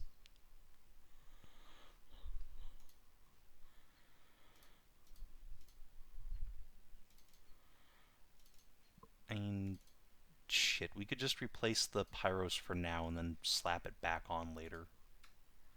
Doesn't really matter. Yeah.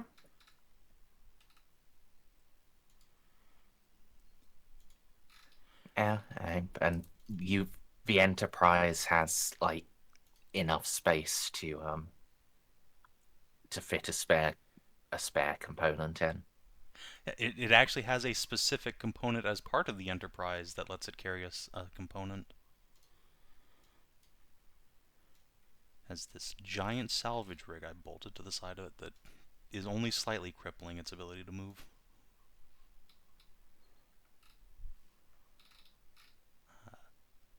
The downside with the Enterprise taking components is that I was going to have it go to Carnisia and rip out the Archaeotech from the Dawn Upon Nostromo, but... Make another trip. Alright, well, that was extremely worth getting. Good job, team. Okay, Yeah, so wow. Captain, do we really need to wait for that chronometer to get Gaston's juices injected in? Yes. God damn it. How about it? Look, Jeanne loves you, and she trusts that Goth has done her absolute best, but she doesn't want you to get turbo cancer. Like, if we don't have to roll the 1% chance for you to get turbo cancer, then we won't. No, there is actually a way not to roll turbo cancer because bleed eliminated. And I've said it before. That's why I have bang over 2,000 experience. Yeah, it just costs Gaston XP. See, that's a metagame reason to do it. Jeanne, however, does not know anything about how XP works or anything. She just knows God said there's a teeny tiny chance Gaston will get horrible cancer. Okay. And so she's like, this is a complete, like, elective operation. I'm not going to risk one of my best people on that for no reason. Okay. There's a teeny tiny chance Gaston gets horrible cancer each time he turns his power armor on. Yeah, well, I mean, he needs that. He doesn't need to There's a teeny tiny compound chance the he gets cancer every chances. time he steps out in the sun. Also, Jean's not going to ever say it out loud, but there's also a teeny tiny chance that Goth puts some sort of gene gesh in there that'll make you her puppet. So, you know, having a way to undo that, probably a good idea.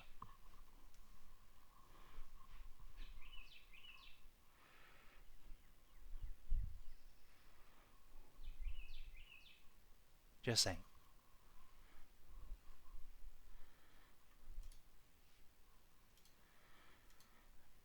So, anyway. Yeah, let's mark this for salvage, and then go check out the ship. Now that we know it has super archaeotech on it, this becomes a much higher priority to explore.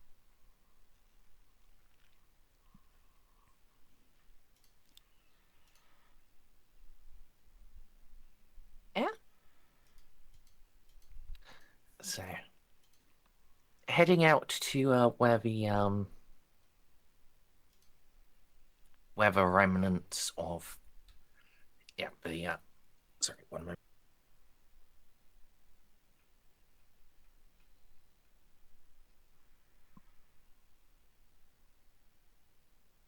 Yeah, heading out to where the like remnants of the war sphere is, those that weren't reused. That is bringing you quite close to the field of obelisks and pyramids.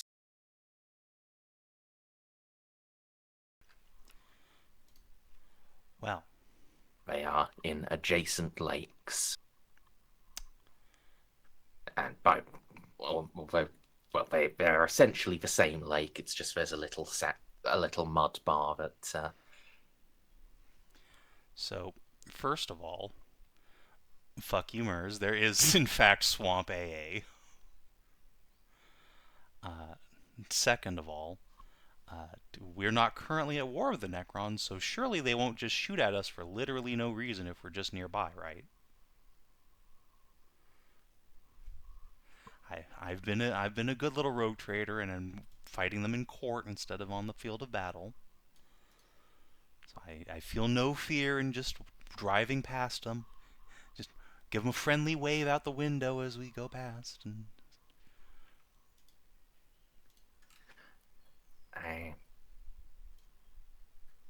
They are also largely underwater. Only the very tops of some of the pyramids are visible above the waterline.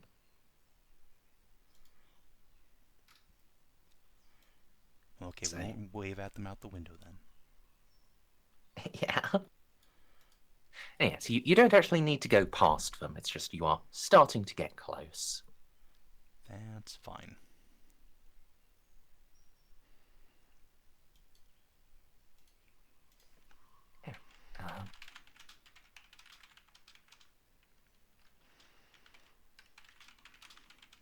I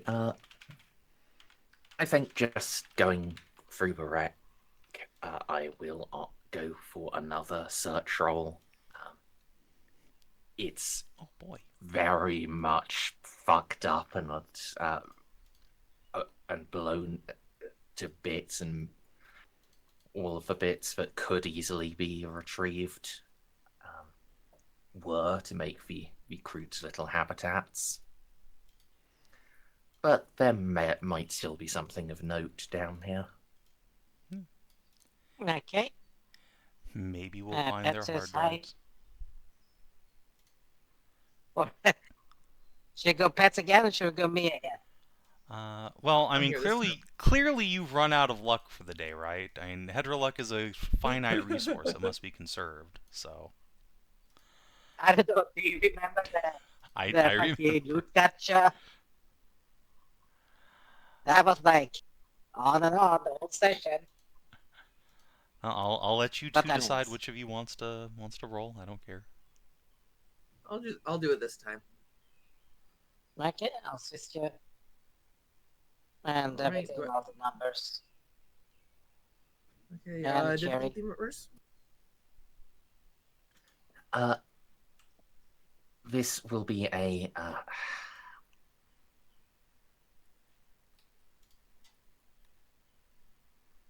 -30, I'm gonna say. Okay. There's still So- something of a chance, but considerably Negated less. all And I will bonuses? tell you, if you find anything, it will be damaged from swamp. Okay, so it's a -30, and then I got at least a +20, right? You'll have a +30 because you have 2 assists and a cheerlead. That's what I thought. So flat 0. Okay. Mars pretty good. Yeah, All right. So you Are you buy into happy fight. with that? I'm pretty happy with that, I think. So you buy Just into fight success. Yeah, just a reminder of how it works. Each DOS plus 1 for succeeding at all will be a D10 roll. Yeah, I'll throw a fate point in to make it 5. How about that? All right, Hell so yeah. 6d10, please. Okay, should I roll that? Or should Pets? I mean, Pets made I'm the doing search it. roll. He should roll the... Yep. Oh, Oh, nada. alas. Oh well, that's how it goes sometimes. Unfortunately, everything valuable was taken or through the passage of millennia has ceased to have any value.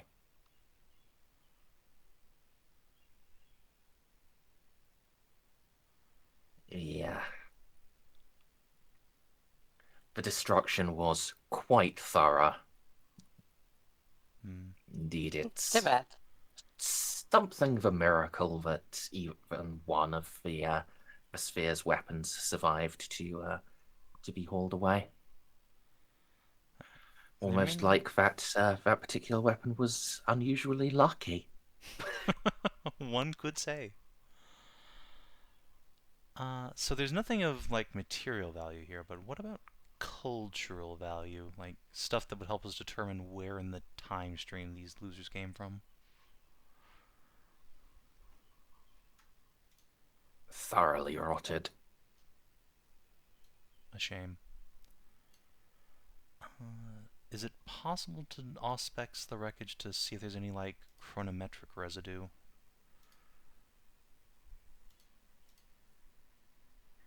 You could try, but this, with how long this has been here, that's likely to have dissipated.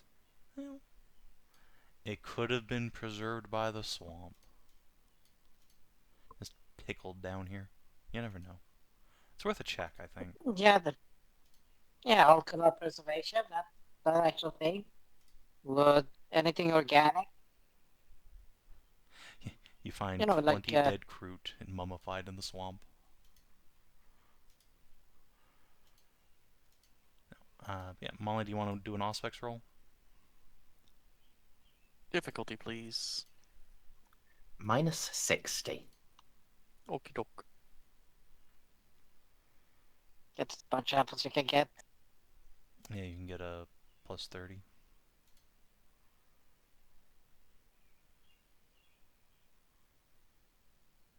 Oh, Hot diggity damn. 7.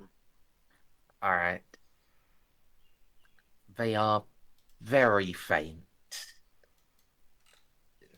The amount of time this has spent has almost normalized its chronometric signature, but yeah, you can detect certain abnormalities in the tachyon flow. Signs that this did not always exist in the dim and distant past.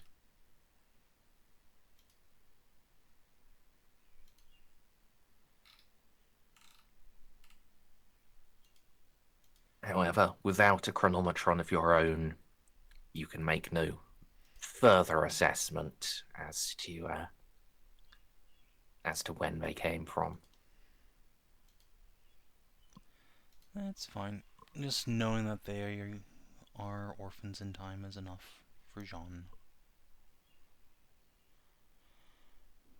Right, well, I think this has been a productive day, everyone.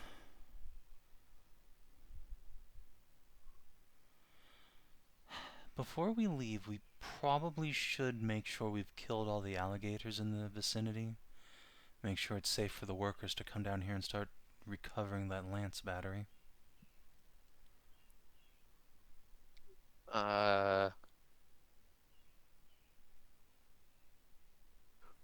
I guess I shouldn't use real world knowledge, but that's not gonna work. Why? We've tried that in real life. It doesn't work. What?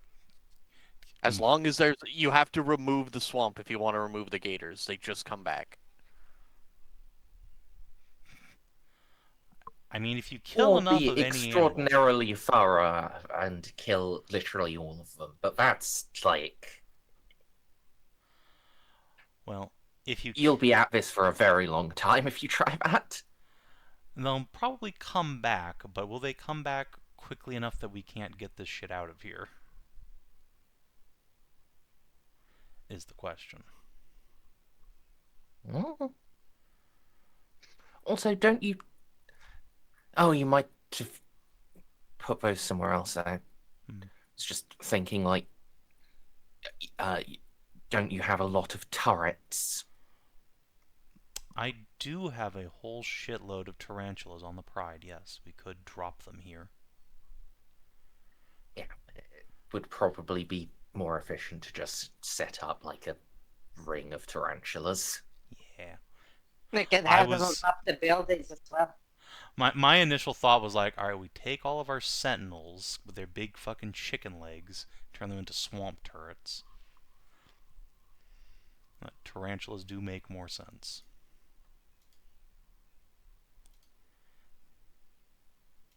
Yeah, using Hey, you things got specifically made for it is Works for me. Don't forget you can set some claymores, claymore mines out. I'm not sure I want to mine the swamp where my people are working, but... No, outside the working. You know, even this then, space there's still out. just a chance some idiot wanders off and blows himself up. Why would they wander up for the work site? Because people are stupid.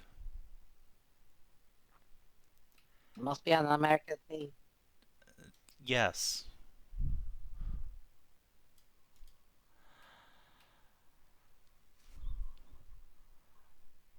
So yeah, alright. That sounds like an entire series of tasks that an officer on the Pride can do without my direct supervision. This seems like a fairly simple task. Yeah. Oversee retouch picking shit up. go ahead and make a crew rating roll. Oh god. You know what, Van's house? Buddy. And yeah, you could assign it to him specifically, but yeah, if you want to, there's no one else. If you want to see a junior officer take a crack at it, that's the whole point of crew rating. There's just... Well, Van's house isn't here, so I can do some shit. I kind of need Van's house to do more productive things with Jeanne, like negotiations, so yeah, we'll set the crew rating to it. I will preemptively spend a fate point to make that a 75% chance. Any further modifiers? For example, the Pride just has a plus 20 to command, and this seems like a command thing. Or plus 10 to extended repair. I'll give you that one. Okay. Speaking of which, probably should repair our one missing hull point. Hey, some junior officer actually pulled through for once. Yep. There is no complication. Good. Sure. Good.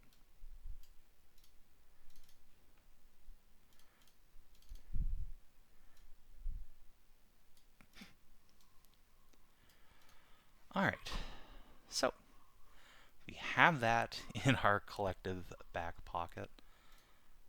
So you said that thing was dogged, lucky, best quality, compact, tight, forged lance. Oh boy. Let's write that down. Yeah.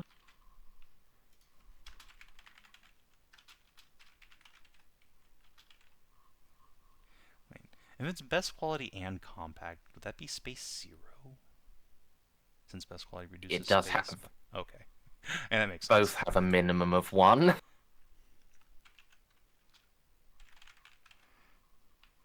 least I'm pretty sure best quality has a listed minimum of 1. Compact does have a minimum of 1. I would be shocked if it didn't, but like... Check. Alright, hold on. I do have if the thing it's- open. If there's no limit, Of course, you can't search for shit in Mandragora. Starship components, quality cross. Here we go. Alright.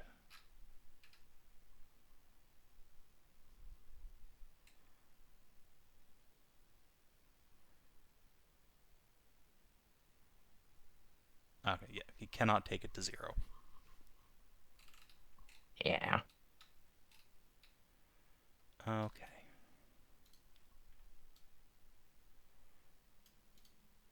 Oh, although the weapons actually have their own table anyway.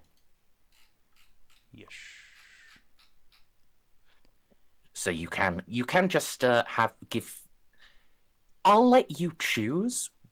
Actually, no, I'm going to choose. It has +1 strength, and Okay.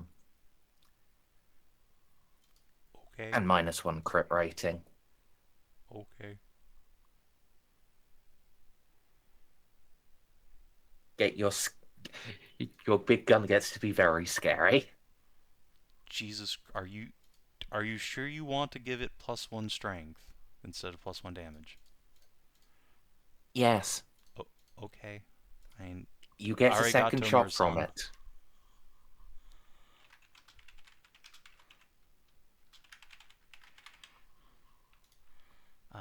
Yeah, Jesus Christ, this is the most terrifying weapon I've seen since the Ark of Omen. Aw, man, are you making it stronger than mine? No, it's just as strong as yours because you have a battery, I believe.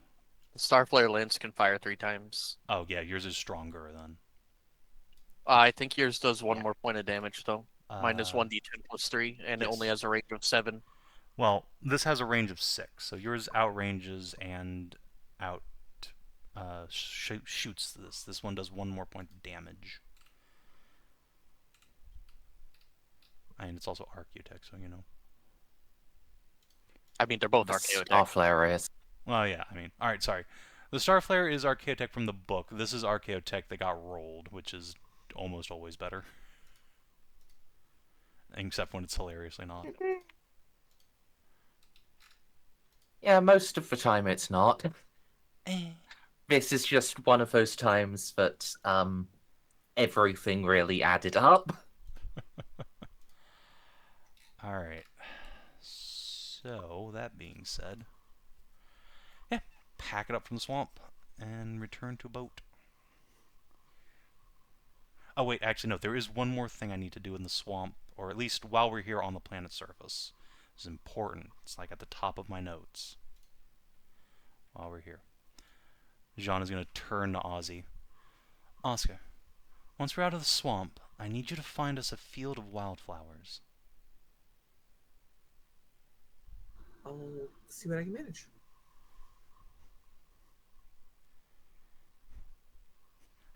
I presume this doesn't actually need to Here, roll indulge or me anything. why?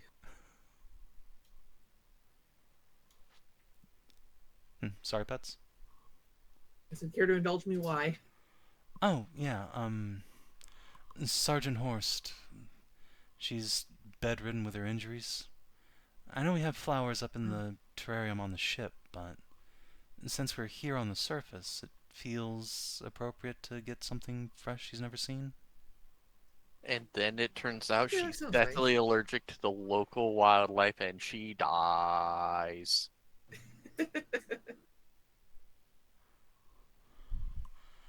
That would be tragic. That was out of character. Yeah. I mean, it seems like an important thing to consider, at least. Ozzy will have brought it up. That's a Oh. good point. We should definitely have Xiph take a look at them for allergens. But Yeah. Yep, let In me the meantime, we take a gotta look. find them first. yes, let's enjoy a day in the sun. We've been in crisis mode quite a while. Don't I know it?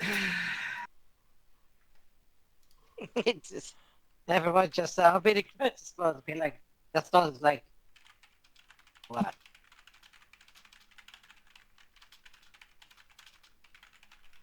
Crisis mode? The what? You know, all the things we dealt with on the Eldar ship, and then the possible nuclear attack and everything. It's been a rough couple days. Yeah. Oh, Well, I'm glad this is just another weekend for you, Gaston. Jeanne will laugh and Xiph. clap his shoulder. just reach up. Give me toe and clap. Yeah, but this is this kind of training we underwent this situation doesn't really bother.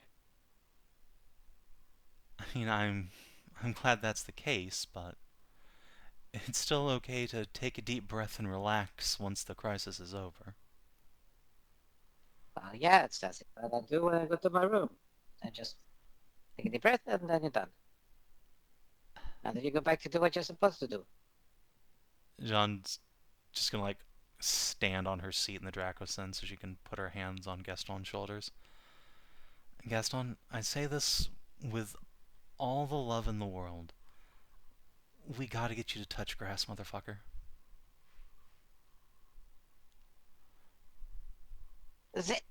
What is the problem? I just scratch at the grass and enjoy some wine, enjoy some food. I even laid some pipes at Captain Blood. Now I have 23 children. What more do you want? There's more to life than being in your room. I'm saying come out and enjoy a nice day with me. You never offered me to come anywhere. I'm offering you Other than right on the next now. Literally right now. Well, then I will follow you, Captain. I'm not saying But you follow normally me don't as ask the me to come bodyguard. I'm saying anywhere. as my friend, come have a nice day. We're gonna go pick flowers. Well, that is the first time you ever asked me. Yes, I know, because we have been on the ship for a fucking year, barely ever getting off. We've been cooped up in a fucking tin can. But now, we're not under any immediate life-threatening stress. We can take a breath and enjoy a day.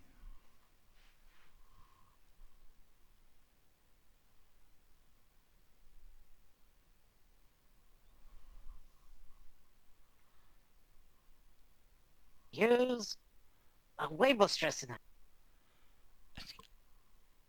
Yes, I know. I'm very high-strung. I get that. you are what they call a very high cortisol.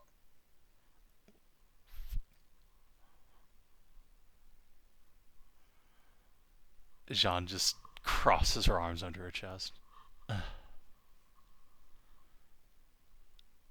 Fine.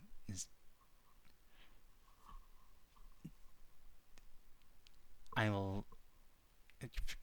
We're gonna go have a picnic in the flowers. You're ordered to enjoy yourself. Yeah. We Captain, as you order. The moment Gaston turns away to do something else, Jeanne's just gonna turn to the side of the Draco's and thump her head on it.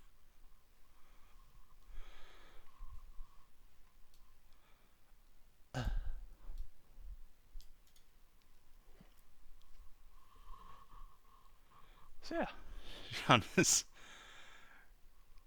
gonna have everyone wash the scrung off of their kit, and we can go eat lunch, pick some flowers. Jeanne will bring them back up to the ship, put them in Sergeant Horse Choose room. some wildlife. Oh no, the poor Kroot.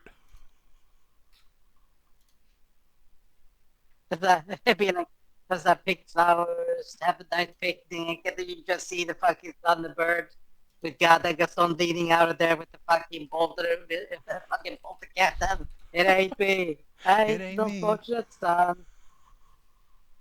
Just gunning down the fucking crude shit. Man, Who I'm so sad cares? we didn't get the fucking napalm missiles.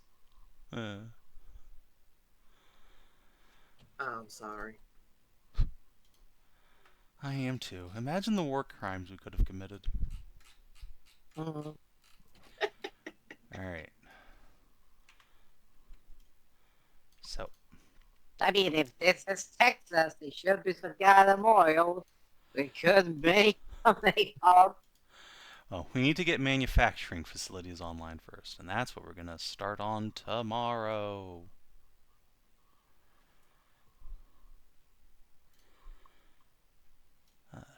Speaking of which, once we're back on the Pride, I think Jeanne is going to just gather the senior officers up for a brief to go over what our immediate plans are.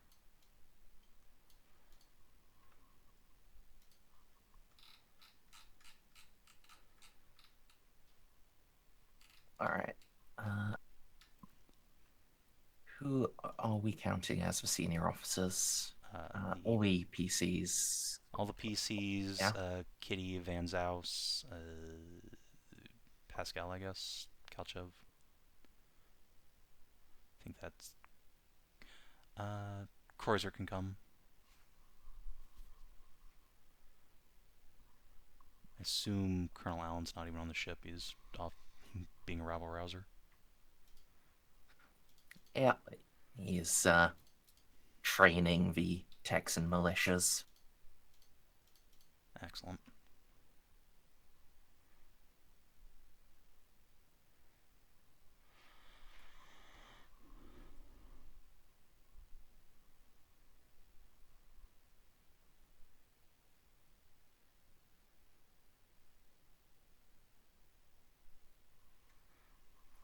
Okay, yeah, this is too many people for Jean's private office.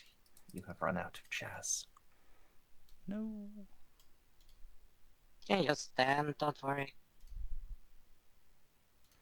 It's fine. We have the bigger office for that. Yes, the combination dining briefing room. My favorite part of the new Star Trek series is that Captain Pike really loves to cook, and so he almost never uses his ready room, like the official one. If he needs to talk to his senior officers, he is always just in his kitchen, fucking barbecuing something, talking to them. That's a pretty interesting scene though. It's very nice. Yeah, there's something just delightfully charming about this, very kind and kind of goofy captain wearing a kiss the cook apron while discussing the end of the world.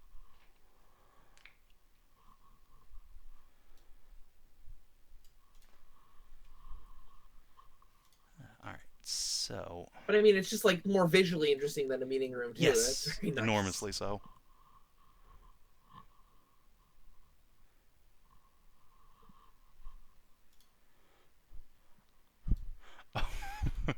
The load times.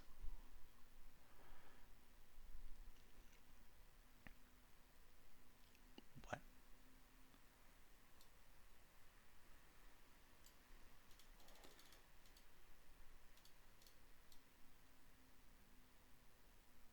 Man, that's the most profitable swamp run. They have to fucking parts to the Louisiana. Yeah, instead of getting fucking AIDS, we got a laser beam. Pretty good. Alright, everyone. Thank you for coming. So, it appears we have somewhere in the neighborhood of 6 months to try and get this ring ready for war. Now, there's a couple of caveats that are going to potentially restrict our work. Namely, Magos Keelman and the Necrons. The Necrons have made it abundantly clear that if we continue messing with the Mind Shackle Scarabs, that they are going to take great offense to that. And I won't be able to try a diplomatic channel until whenever Arishet gets here, which could be tomorrow or could be after the orcs arrive. And then the second potential problem is Keelman, who might take offense to the Federalists' very existence.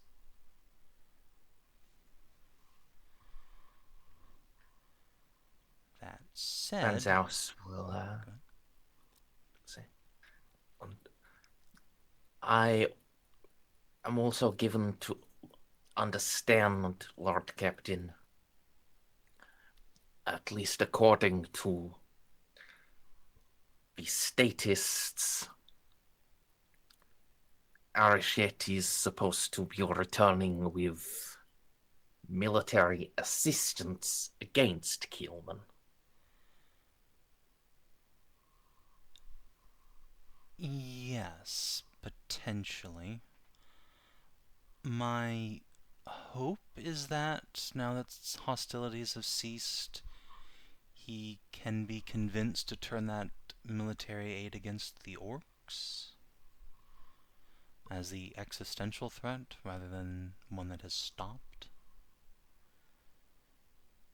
I would not particularly fancy having to defend Keelman in Skeleton Court before I present my case, but Arishet, in my experience at least, is fairly reasonable.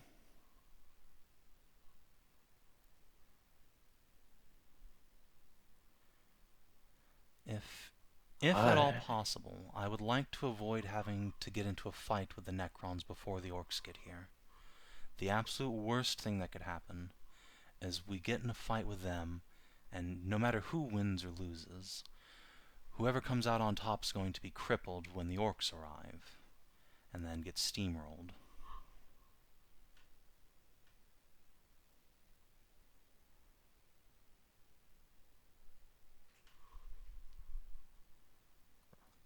Let us hope that Lord Gilman is as forward-thinking as you.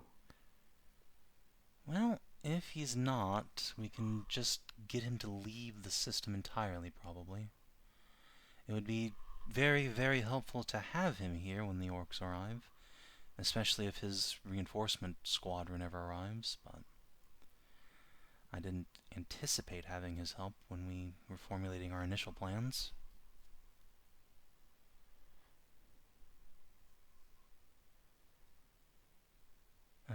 Molly, you know him better than me. What do you think? Merzendi, this was months ago, but hadn't I reached an accord with him either leaving or standing down once we found the Eldar things for him. And then I proved, wasn't, there was Yes, something you were you were going to use data gathered from the Eldar battleship to show what the Soul Killer was and how it was trapped and how the Catan was trapped, and that yeah. trying to overload it and get it to consume itself the way he was trying was probably just going to result in a Catan going wild. Yeah, so I'm still waiting on that data so I can continue my discussions with Keelman. Yeah. Kalchev says it'll be done in a couple weeks tops.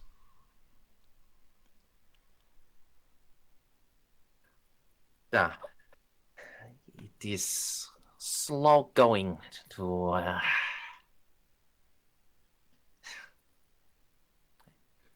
we gathered much information from the Eldar vessel. Actually fishing out what is required and transcribing it is It is not of great difficulty, but it is time-consuming.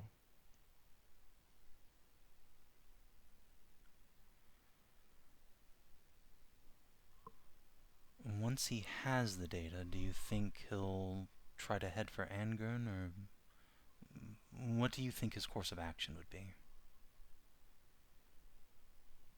I think he would most likely leave in the interest of finding more archaeotech and uncovering more mysteries, as it will his interest will have been plundered here. I don't think he has any interest in fighting orcs. Hmm.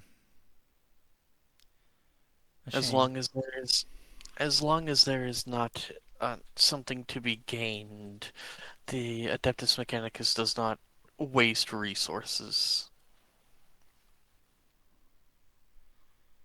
I can't decide especially if I'm happier to see him go or not. especially for a planet that has not formally requested the aid under the aegis of the Imperium. These are not Imperials, thus he doesn't even care even more than he already would, even if they were Imperial. Oh, I know, but still, he had come out here to establish a forge world. Surely he recognizes if the orcs win here, they're just going to grow stronger and and obliterate Carnisia. I could speak with them about it, but I wouldn't hold out hope. Hmm. In that case, do you think before he leaves he could be convinced or contracted to set up those mining facilities we were spitballing about on the poison planet? Something to gather What's resources for us? That's a much easier ask. Good. Imagine that's easy for the Mechanicus. Alright, well, if you suspect he'll leave, that's fine. Jeanne will think for a moment, then turn to Victor slash the GM. Ships, once they've plotted a warp jump, they can't just change to go somewhere else, can they?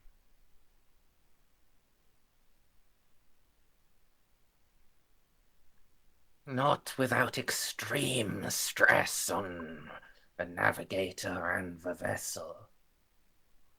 Hmm.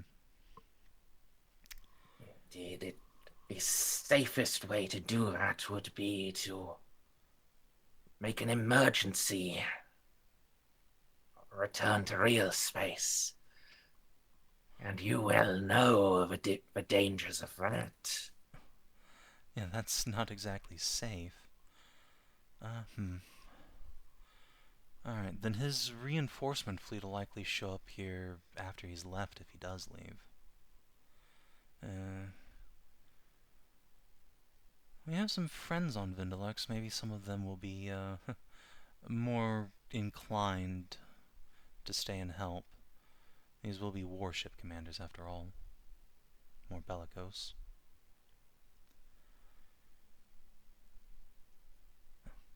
We'll cross that bridge when we come to it.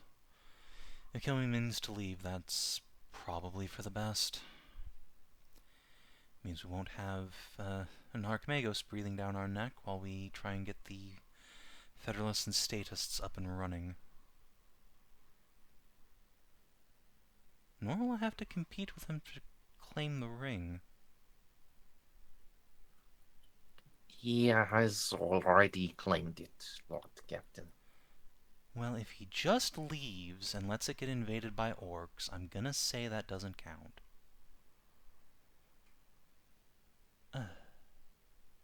Jeanne snaps her fingers. You know what? If he's... I wonder if I could convince him to go to Angern. We have some photos of us on Angern. I can say, hey, we claimed this planet. I'll do a swapsies with you with the Necron University planet. Why don't you go there and pillage it? That way he can soften up the defenses there for us. Ooh, I like that.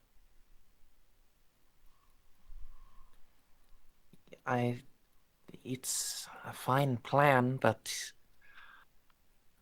it would be sending him and all his men directly to their deaths. Is it, though? There were only 2 ships defending the planet.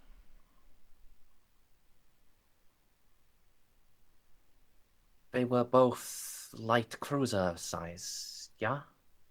I think it was either a cruiser or 2 frigates. The sensor couldn't decide which. Ah, yeah, that was it. A cruiser and a light cruiser versus 2 frigates is a pretty even fight when they're Necrons. I'd give him decent odds.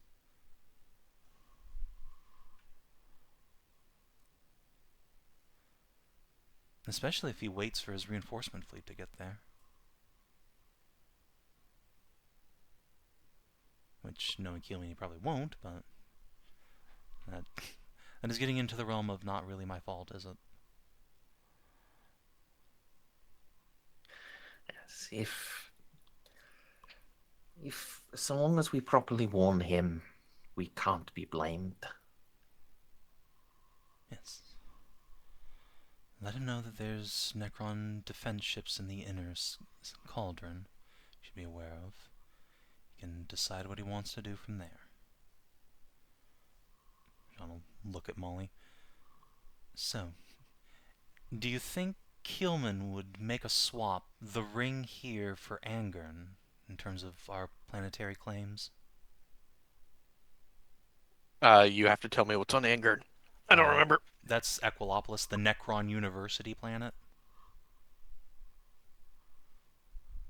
That feels like something Keelman would be super fucking into to me.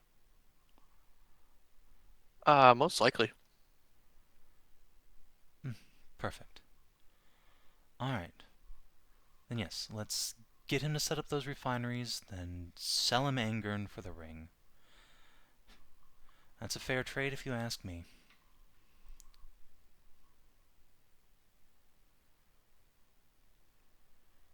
Alright, so, that established, we then have to worry about how to actually get the ring ready to defend itself.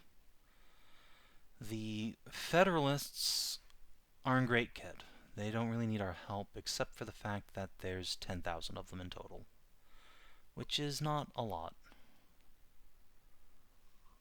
And I don't think 6 months is really enough to change that. But How do we know what proportion of them are fighters, Lord Captain? no, but given that there's 5 generals and each seems to command a portion of the population, I'd guess about a fifth. Though I don't know how many of those would have the powered exoskeletons.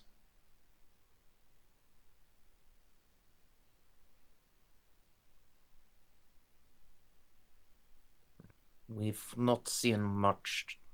Sorry. Yeah, this would probably be a cat's thing. And we haven't seen much of their military capabilities outside of the exoskeletons. I'm not sure they have Those- any. Those rifles they have would either need to be built like Gaston or in a power suit to use it. I saw some carbine variants on their workers. Looked to be about auto rifle sized. But in any case, I'm not sure they would share them with the status anyway. Still in all, if those silos have manufacturing capabilities and just need resources, I'll see if I can talk to Corrin or General Gray about what their ability to build things is like, if they have the knowledge left to build vehicles. Rhinos used to be a staple even in the height of the Golden Age. There's a pretty good chance they'd know how to build those still. They might even have some examples.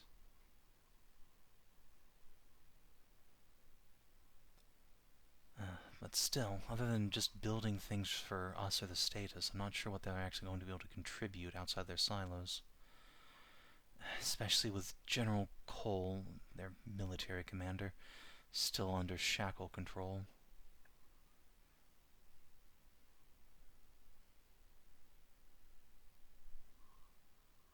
Maybe they could act as a rapid response force. They have no aircraft, of course, but we could provide that.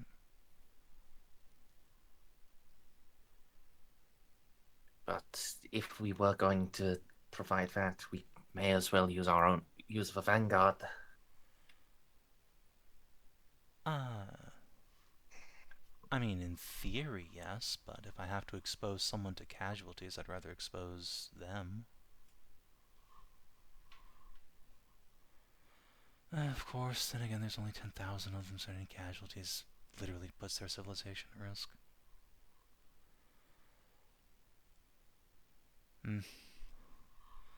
Fair enough. Well, I suppose just building things and acting as orbital defenses will have to be their role in this war.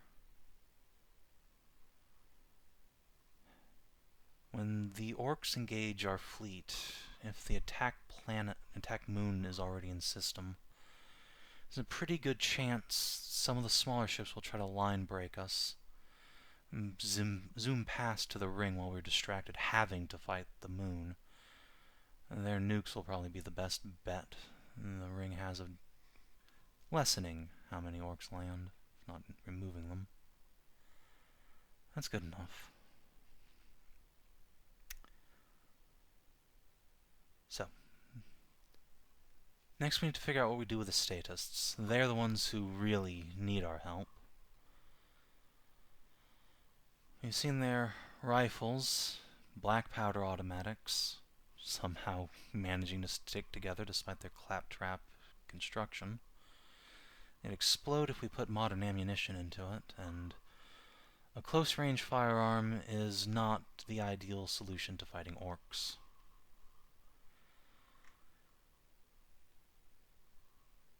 We'll need to basically rearm the entire Texan military. Molly, Gaston. Oh, go ahead. Wait.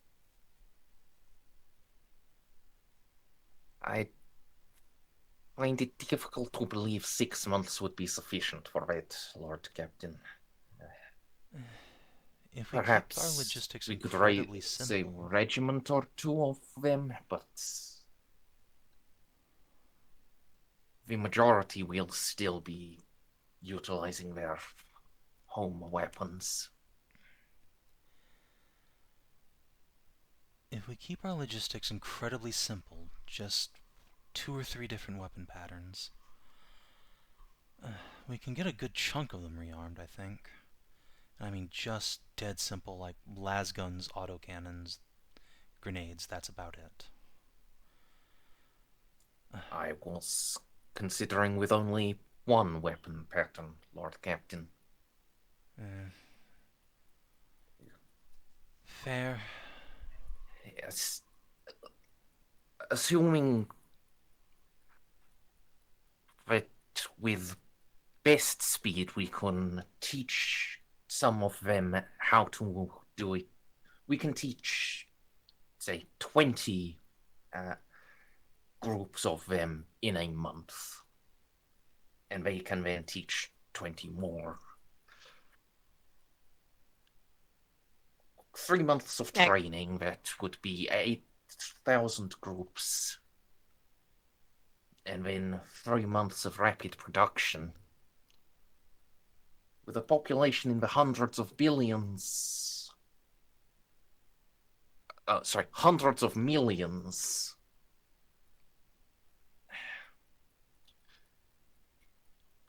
Certainly more than 1 or 2 regiments, but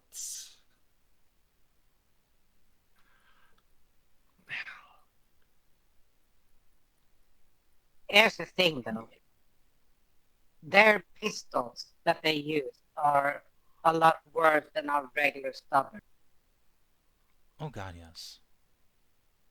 Yes, but here's the thing. They use black powder in the same cylinder system that stubbers do, but are made of quite worse material. which means the step up from the pistols won't be that much different. It's exactly the same, it's just different ammunition and then different gun that works the same way as the regular one. Yeah, that's kind of what I was hoping. If we can find a way to get them to just not replace, but upgrade their production from the claptrap automatics to Mark 16s, they're visually identical, internally probably quite similar. The ammunition's the big bottleneck. Actually, wait, shit. If they're using black powder... Hold on, Gaston. We've never seen Texan artillery, have we? Do they even have cannons? Surely they must, but... Okay, I fuck the believe rifles. the Alamo we saw Yeah, that had field cannons, pieces. but I assumed those were museum pieces. Those were ball and powder loaders. She'll put her hands on her head. But that's the actual Capitol build. Oh, fuck. Okay, fuck the rifles. We need to teach these people how to make earth shakers and mortars. Rifles don't win wars. Artillery does.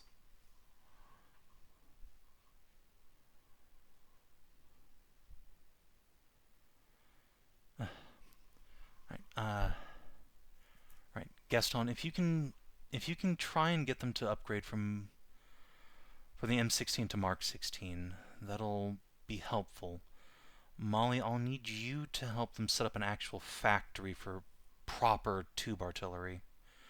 Just earthshakers. Just big cannon. That's all they need.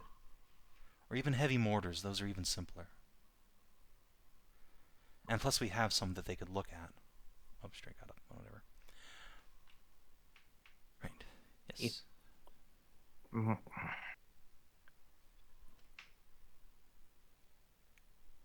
I do wonder, Lord Captain, if rather than trying to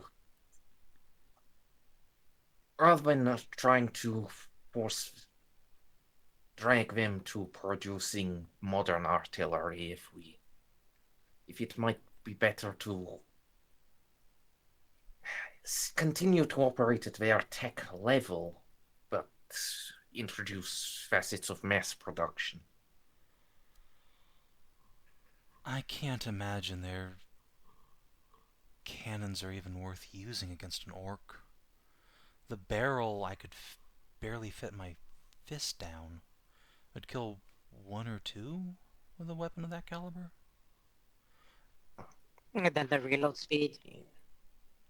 I mean, tube artillery is about the simplest thing you can make. Yeah, primitive mortars was more my thought.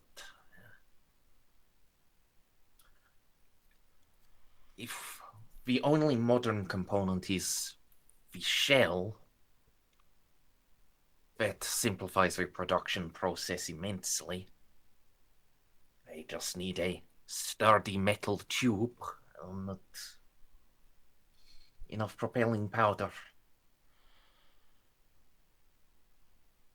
Right, okay, so it sounds like Molly Gaston, you're going to go down to the surface and teach these bumpkins metallurgy. Let's get them to make better tubes and maybe better rifles.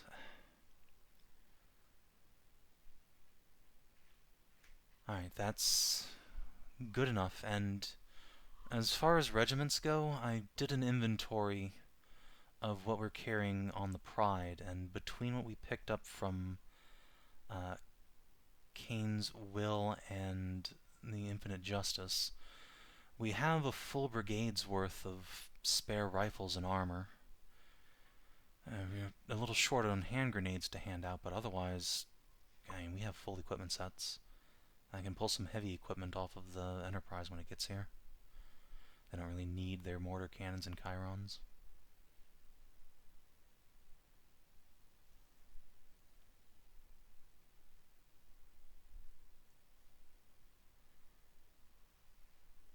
Sorry, could you say that again? My mind blanked.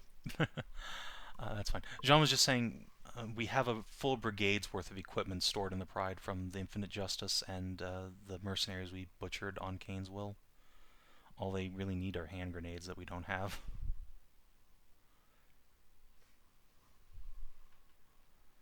So, Ozzy, Yes. I would like you to go down to the surface. You've been learning their language, haven't you?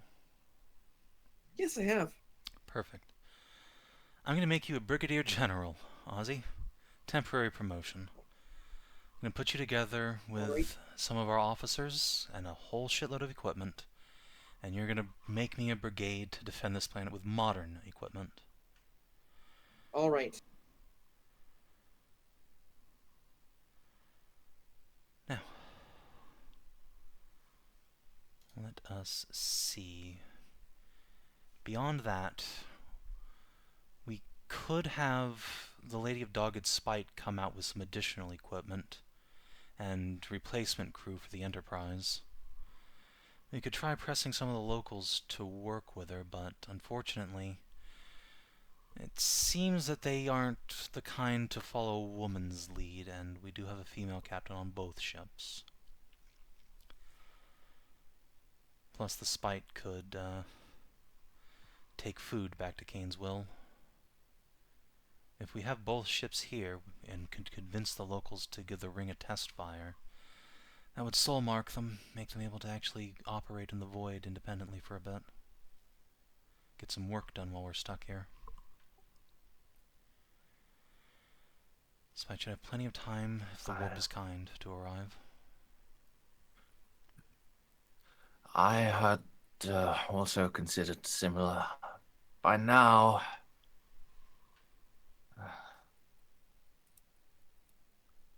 oh fuck my brain. The last thing what to was die. his ship called? Yes, thank you. By now, the last thing to die should have finished its repairs and be on its way to Kane's will.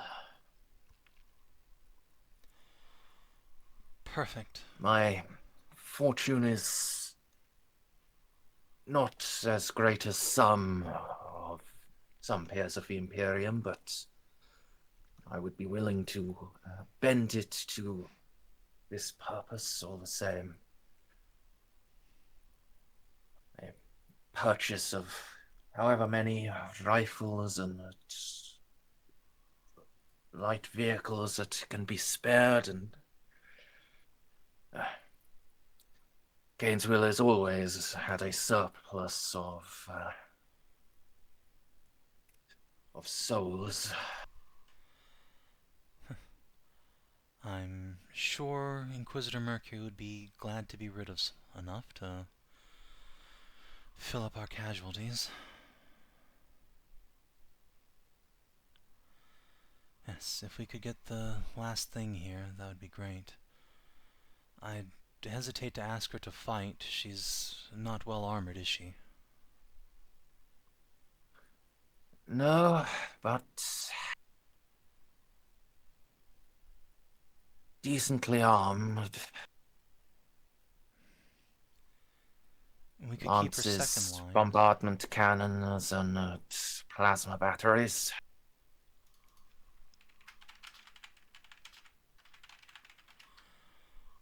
Right, we could have her stay as second line, help the Federalists pick off any ships that punch through the Flame Falcon's lines.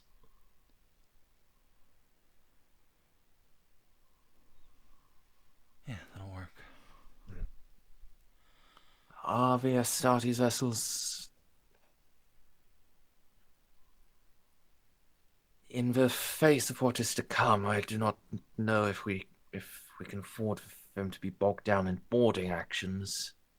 And it is my understanding most Astartes vessels are not over well equipped for line combat. Jeanne will sort of spread her hands. Well, unless we can convince the Mechanicus to stick around, they're going to have to be. We don't really have any other options available to us. The Status only have a handful of small ships left.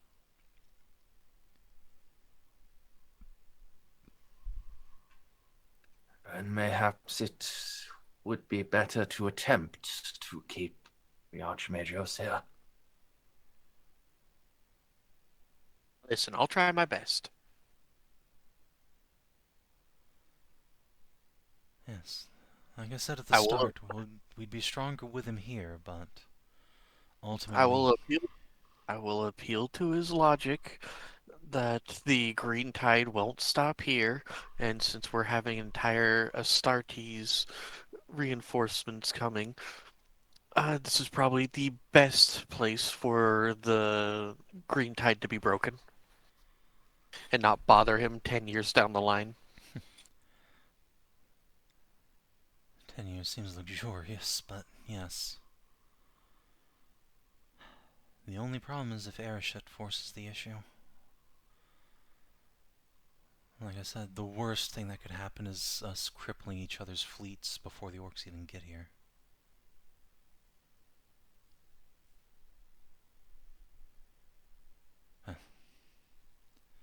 We'll make plans for that when we find out his decision. So, thank you, Helmet. I do appreciate your willingness to put your crew on the line for me again.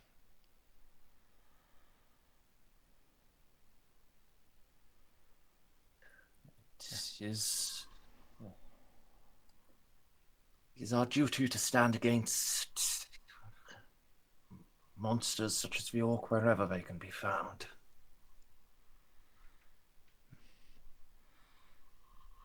Now, Xiph, I have a job for you if you're up for it. What would that be? Well, you already made contact with the natives' pharmacy and saw the state of it. No matter if the orcs land or don't, there are going to be a lot of wounded and dead. You want me to teach them basic medicine? Not just that, I want you to start a pharmaceutical company and start producing medicine. I'm gonna need helpers. You'll have whoever from the crew you need, but unfortunately you're by far the best doctor we have, followed distantly by myself. Distantly. And yeah, I'll make it work. Just, how much time do I have so I know what timetable I'm doing this on? 6 months, we expect. The tides of the warp could be kind or not. Can you give me a report of the, natural resources around the area? See if I need to move anything or add anything. I'll have Gaston forward it to you. Alrighty. Speaking of which, at some point we do need to go out and do a thorough scan of the ice world and the poison world. The Federalists think that they lost, and I do mean lost, a fleet. But I couldn't speculate as to where it's gone. If I was a Necron who wanted to hide a bunch of Dark Age ships, it would be under the ice, but they could just as easily have been sucked into the void.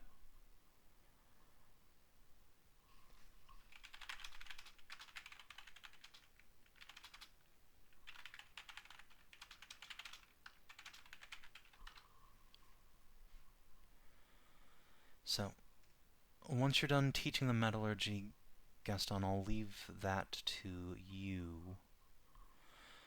And take the pride out. And once the Enterprise is done with its repairs, it can start salvaging those Texan raiders. See if any of them can be brought back online, and if we can harvest any of their equipment. If not... Oh, and Molly, I'll need you to help me find and repair the Federalist's Auspex array. They said it's been out of commission for a while, but having powerful eyes in the void would be quite helpful once the orcs start arriving. Agreed. Alright, and let's let's see. What else here? Louise, have you picked up any of the local tongue?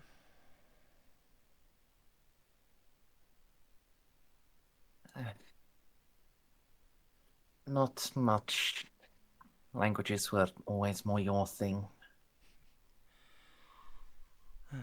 Fair enough. Oh, I suppose I actually have to be doing something myself during this whole affair, don't I? Right. Pascal, I'll borrow some of your missionaries, or perhaps you yourself. We can go around to the various Texan communities and start trying to have them actually build defenses for themselves. Most of them are just fields and pastures. They need walls, trench lines, bunkers. They need to be convinced to actually get to work.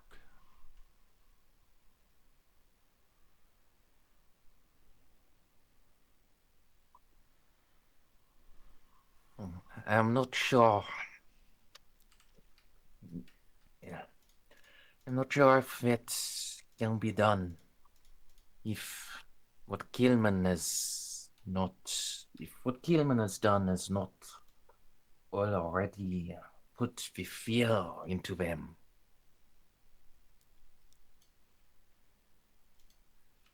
Well,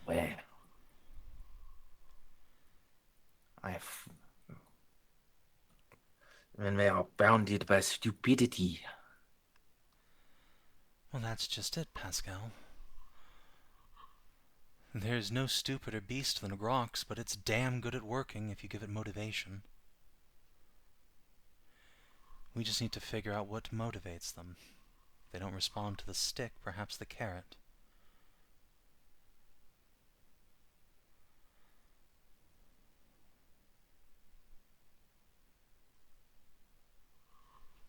Map. It's worth a try. Any defenses is better than just letting the orcs walk into these towns and start butchering. The Skitarii I could just land in them. The walls wouldn't have done much anyway. The orcs will be falling on rocks, God knows where.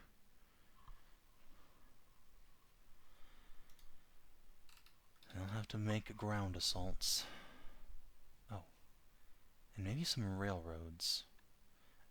Artillery is half the battle, but logistics are the other half.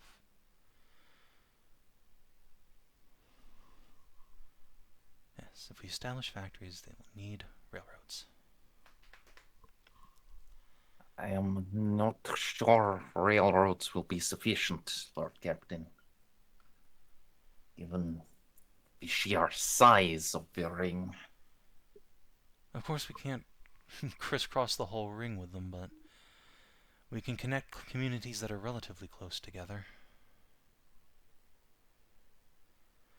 I doubt the Texans have much in the way of ground vehicles that are worth anything, but trains, even simple ones, are quick and sturdy.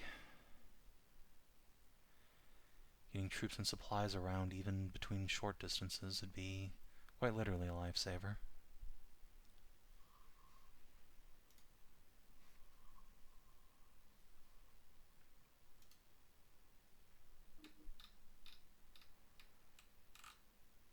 So, I think that's a pretty reasonable set of plans. Everyone's got their roles to play. Any suggestions for things to add on to that? Bunkers. That'll be part of what me and Pascal are doing, trying to get the people to build civil engineering.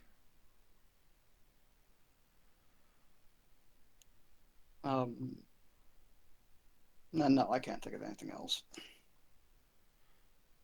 Oh. Putting people to work does remind me. Molly, while you're on Keelman's ship, try and find whatever became of the old president and take some scans of him.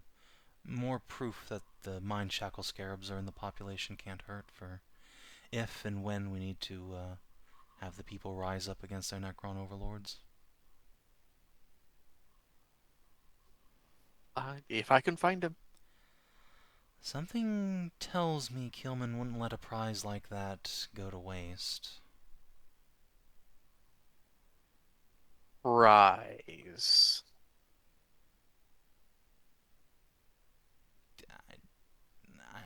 I think he probably made him into a servitor to humiliate him. I was merely commenting on the assumption that he would consider uh, these humans worth a prize at all. He made war on them. Having their leader captured and butchered is certainly a morale crusher. If I was evil, that's what I would do. And probably televise it. More, it really depends, but Keelman didn't strike me as that. He struck me as in the same vein as the old cogs. There's no need to go around with theatrics. Everything is simply calculated. There's no need there's generally no need to engage in terror tactics when you don't even consider the beings that you're fighting worth conversation. If I only knew him from our conversation, I would agree, but well, I suppose I do need to remind you of how I first met him. Teaching a school class in the Alamo to a bunch of servitors. He does have a flair for the theatric. In fact, he's quite happy to put on a whole pageant by himself. Rug. I'll look. Yes, that's all I can ask. Was he not at the time delusionally insane, Lord Captain? Can you say he's not now?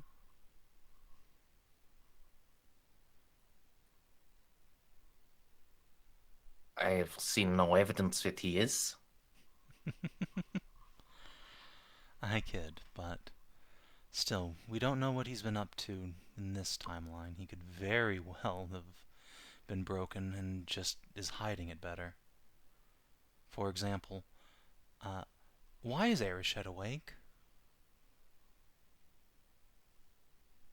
In every previous timeline, Keelman's shanghaied him. But he's not in a glass tube this time. Wonder why.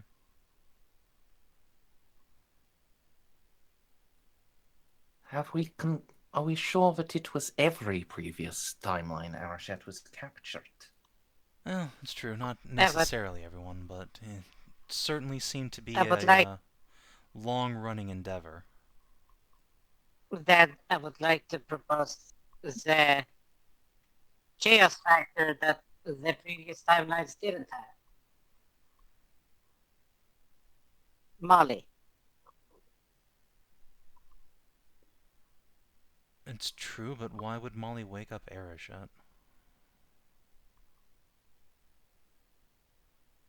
It seems largely counterproductive. Well, if he's helping her with his chronomancy war, maybe, but I don't know.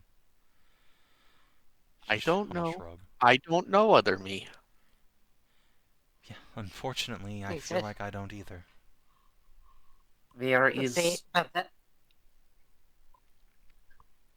There's also the consideration that not every consequence can be foreseen. Some change in her struggle against Totek may have resulted in this without intent.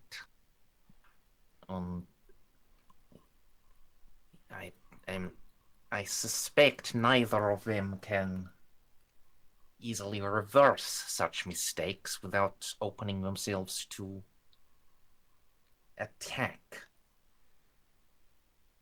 True. True enough. Well, it's hard to figure out what's natural in time and what isn't anymore. Like, for example, are these Texans and the Federalists actually from the same timeline? Why are the Federalists red? Mysteries for the ages. I'll try and run some more in-depth genetic analyses while we're here. Maybe I can track down some answers to that at least. Oh yeah, and unfucking the entire female population, that would help. Yes, more people hold rifles Well, actually, it probably wouldn't. and dig ditches. Well, the unfortunate thing is most of them seem to be bedbound. Their muscles have probably atrophied quite substantially. I don't think they would actually be worth the labor, but... 13-year-olds can still dig. True.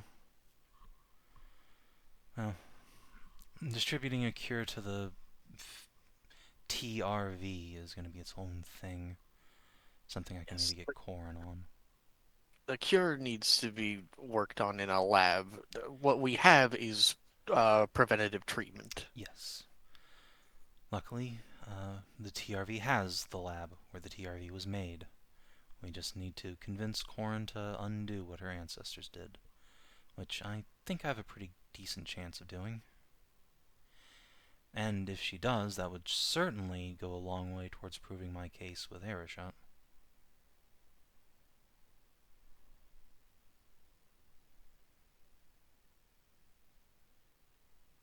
Right. Okay. Anything else?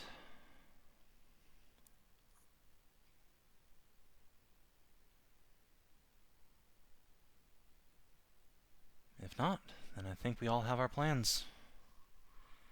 Let's get to them. We've got a long 6 months ahead of us.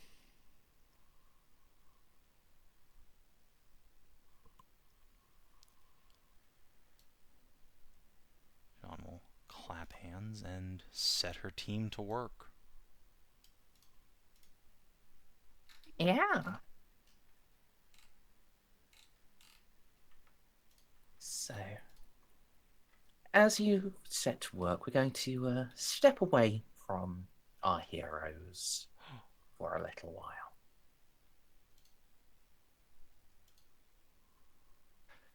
And move over to a different corner of the sector. One shrouded in darkness and lit with crystals green and plentiful. Over this way.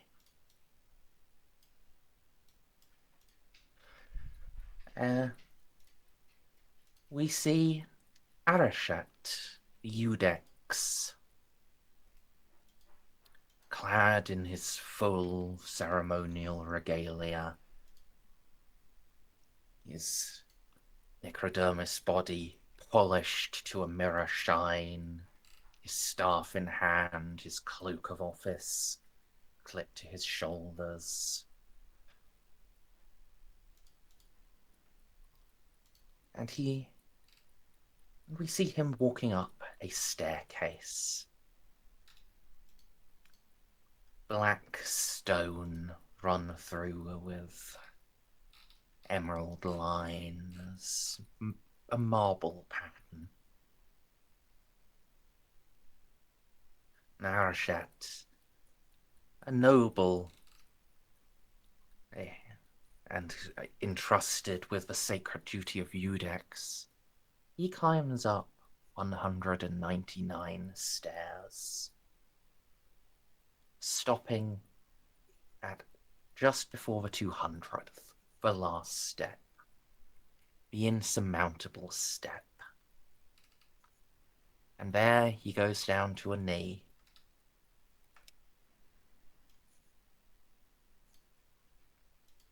Most high and esteemed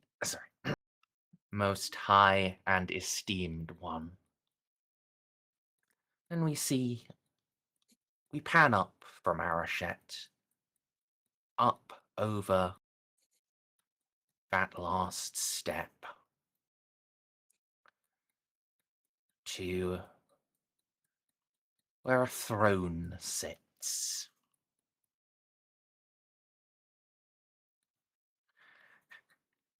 This, unlike the stairs, unlike everything else, this is not run through with that green marbling. This is pure black, soaking in the light.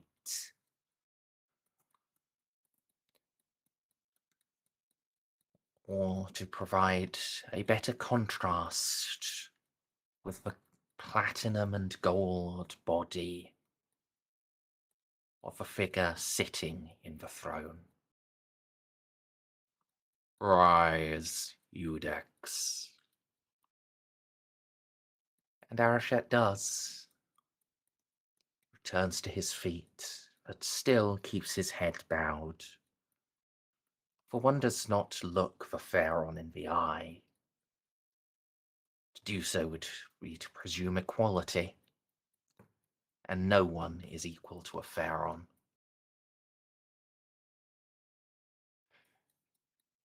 You have requested an audience, Eudex. You have requested I awaken. Here I sit before you. So speak your petition. Most High Pharaon, we are assailed. An upstart empire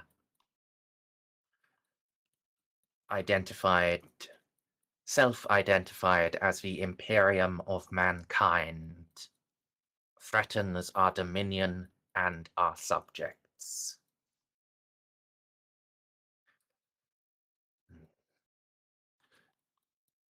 Yes, I have heard of this. Continue. They have proven persistent, most esteemed one.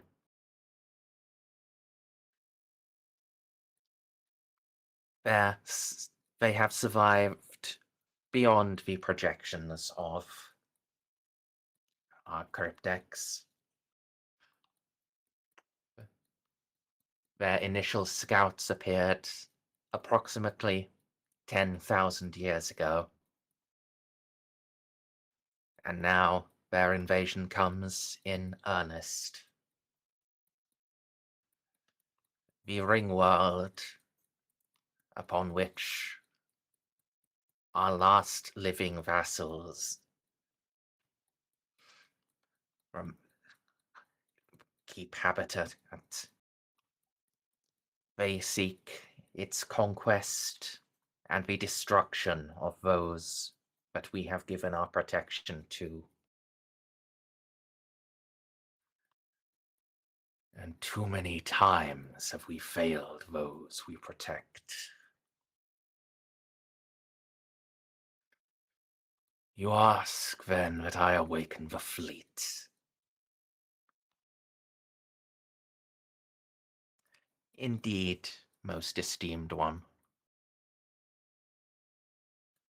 Our defensive pickets are proving inadequate.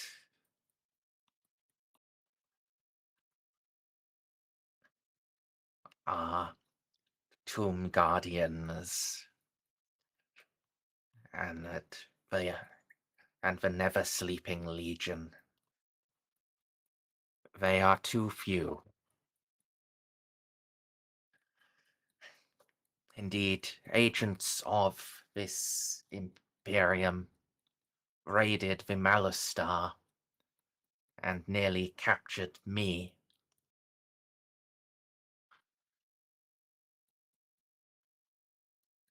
What arrogance!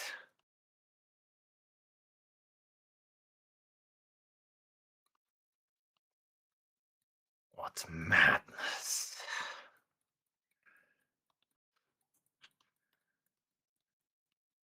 So, they make war upon us.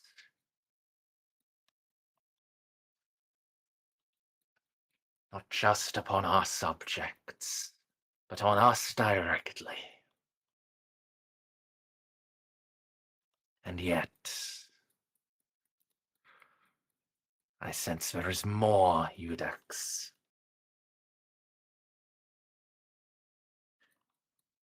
Indeed, most esteemed one. Now Arachet's head lifts a little, not quite meeting the Pharaoh's gaze, but instead of looking at his lap, it's now looking at the Xiph glyph emblazoned into the Pharaoh's chest.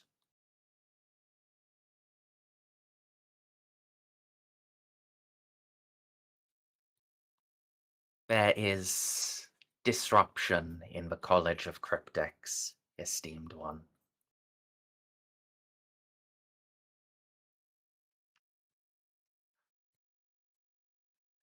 There have been accusations against the High Cryptech Totech, and that those have been evidenced by a human claiming the rank of Cryptech.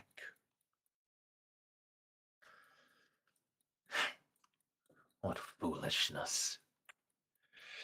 How is one human's arrogance a sign against the archivist?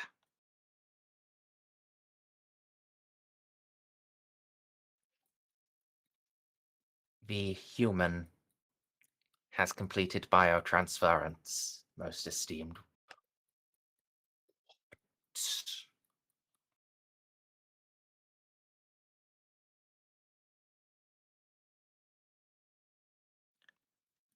The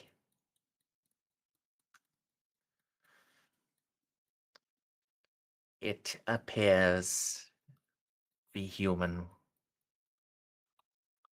was able to master a chronometron, and through it was able to recreate a biofurnace.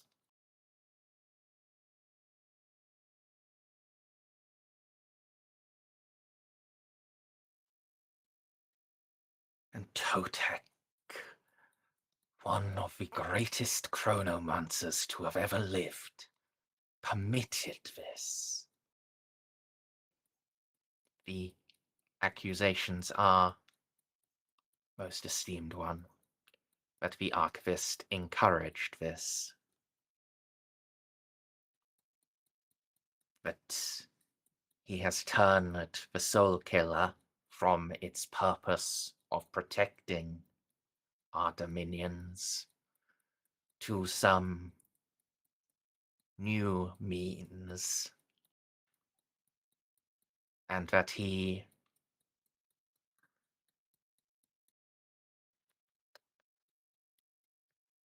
has encouraged this human's ascension for that greater purpose.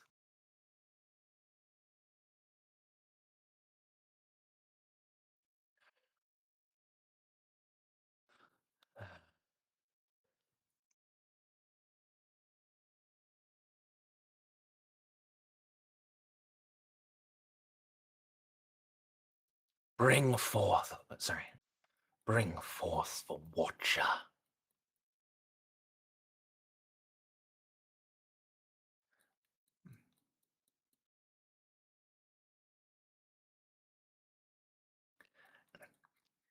There is a pause, and some time later, another Necron appears at the foot of the steps.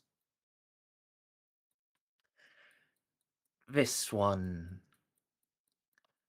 is unlike Arachet or the Pharaon. It is not humanoid.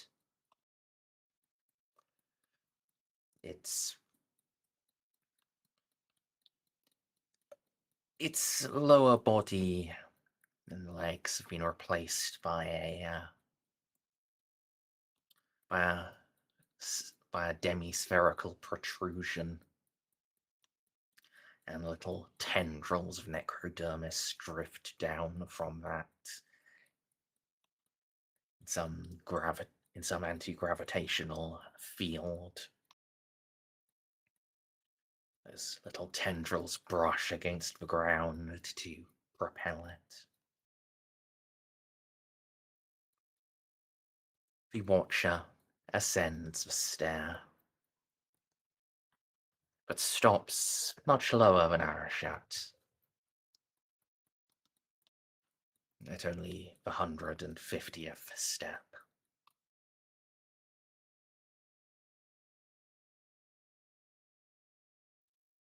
You are spokesman of the never-sleeping Watchers, those who scry beyond the halls of our tombs. I am he. And tell me, Watcher, has the Soul Killer turned from its purpose? Have our enemies had the chance to grow? Indeed, esteemed one. The orcs arise. A great battle fleet readies itself to invade your dominions. They seek to consume our worlds, to convert the structures of your dynasty to more of their weapons.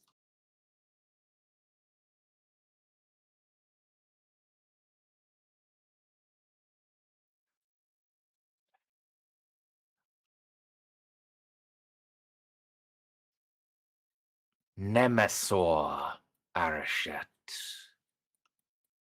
you are granted the first fleet in its fullness.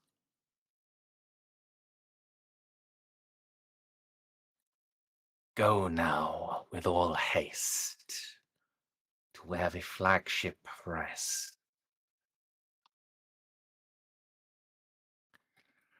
Awaken it. Awaken your command. And cleanse my dominion of all our adversaries. The Pharaon stands, is far taller than Arashat, almost twice his height, even accounting for being up on that insurmountable step.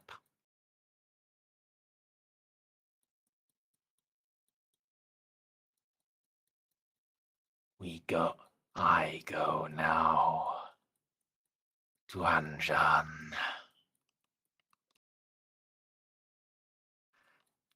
And we will cut away from there, back from that dark dominion of living death,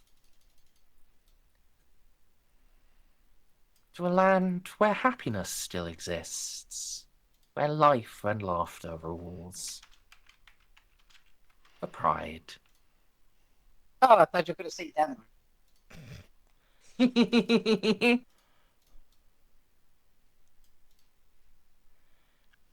It's a shame Keelman fucked literally everything up for us. Oh well.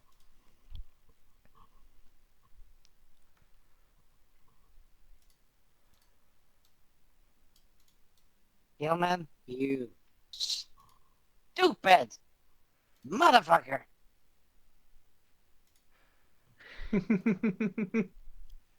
If we ever have to reset the timeline again, make sure Super Molly knows to kill Keelman every time. just erase him.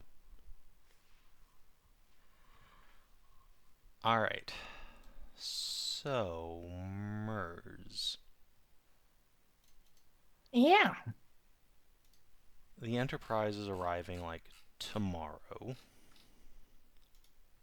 Yes. It should have in its cargo hold a bunch of farmers and farming equipment. It's also taken some hull damage. certainly got a lot of farming equipment. For farmers, maybe less so. Well, look, we're only down like 25%. But not even that. It's fine. But yeah, so once she gets into orbit, I think our first order of business is going to be having Gaston go over and land her, so that we can do field repairs and disembark all that bullshit.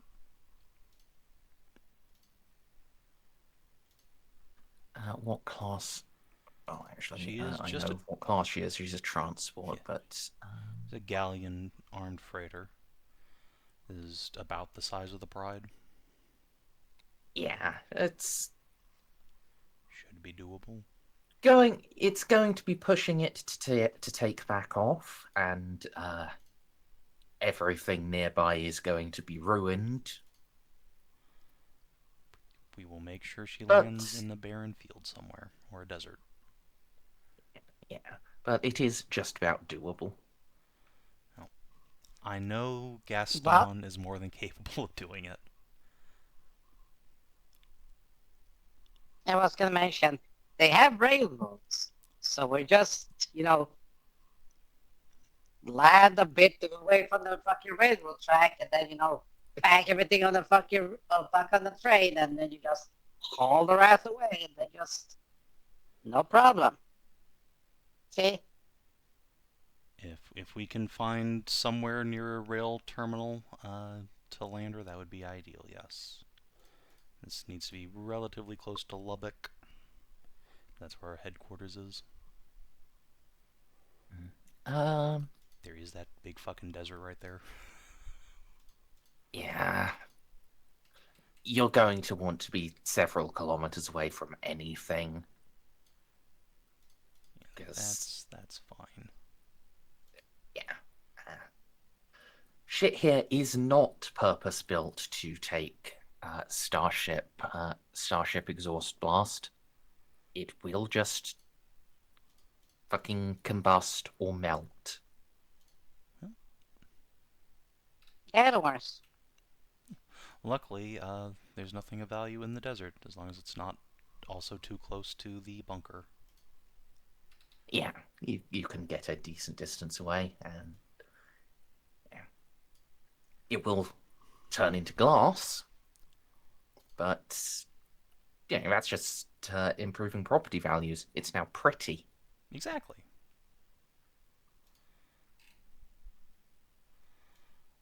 So, what does Gaston need to roll or anything for that, or can he just kind of do it?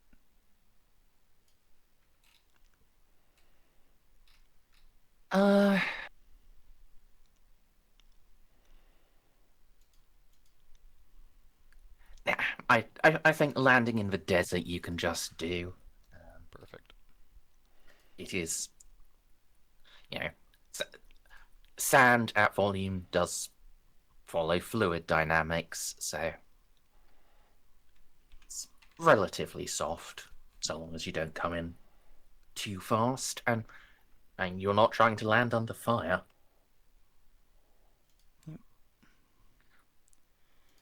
Alright, so yeah. Put her down, disembark our stuff. Then, while she's down, we can go export some stuff from Goth if she's up for it.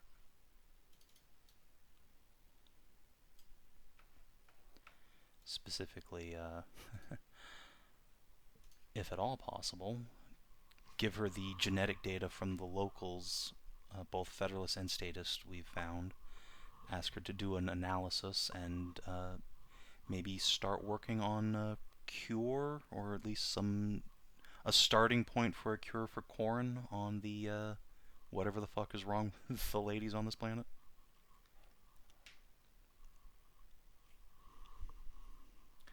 Yeah, I think you can get her to start doing that. And also maybe find out why they red dough. Because Merzendi thought it'd be funny. I mean, I think it's cool, but it's also a point of deep concern. Because of fun. Like I said, it's some Yeah, out I of character, I don't care about the reason. In character, Jeanne cares about the reason. Because, like, what if they're not human at all? What if they're some sort of Xenos hybrid? What if this is what a human Tau hybrid looks like?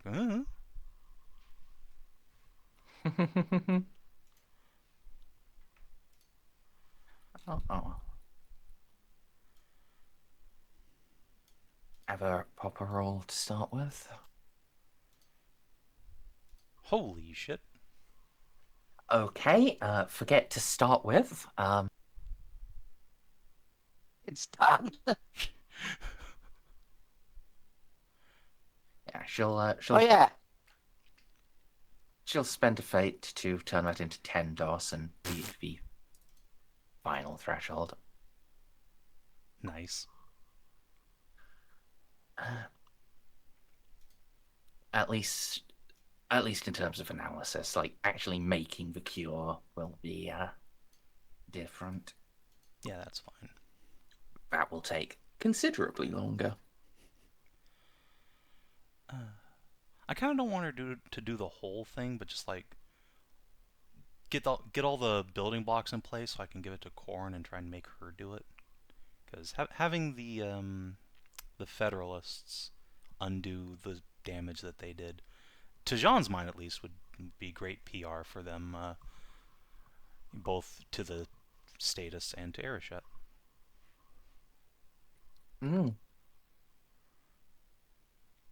Jeanne And they have doesn't, the war to do that shit, so it's... Jeanne doesn't know that Arichet just got orders to fucking kill all of us, so... You can surrender. As soon as you surrender, you cease being adversaries.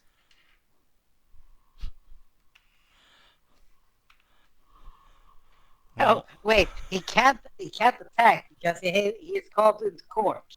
He has a court date. I mean, that's what I'm going to be banking on.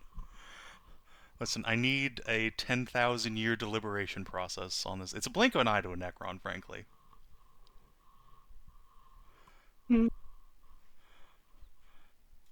Jeanne's just going to fucking blather him to pieces. God. But yeah, Goth's result.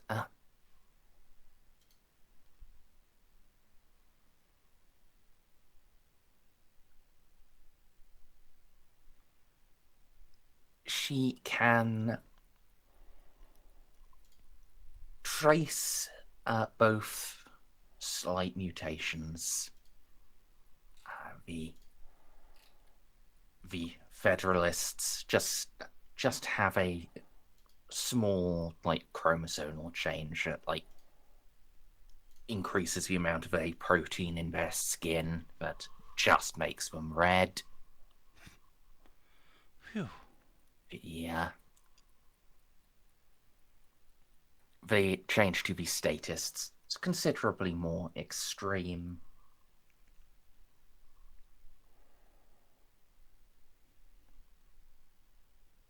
But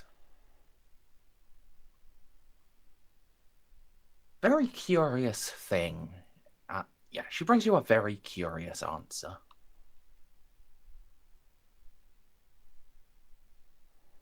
Both of them appear to have been affected by the same retroviral agent.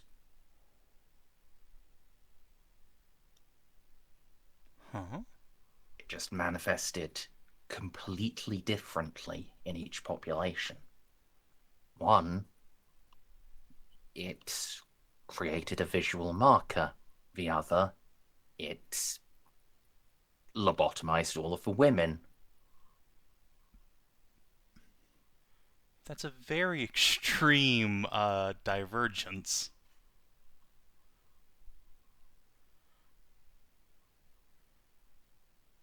Can she hypothesize why it would behave so radically different in otherwise identical people?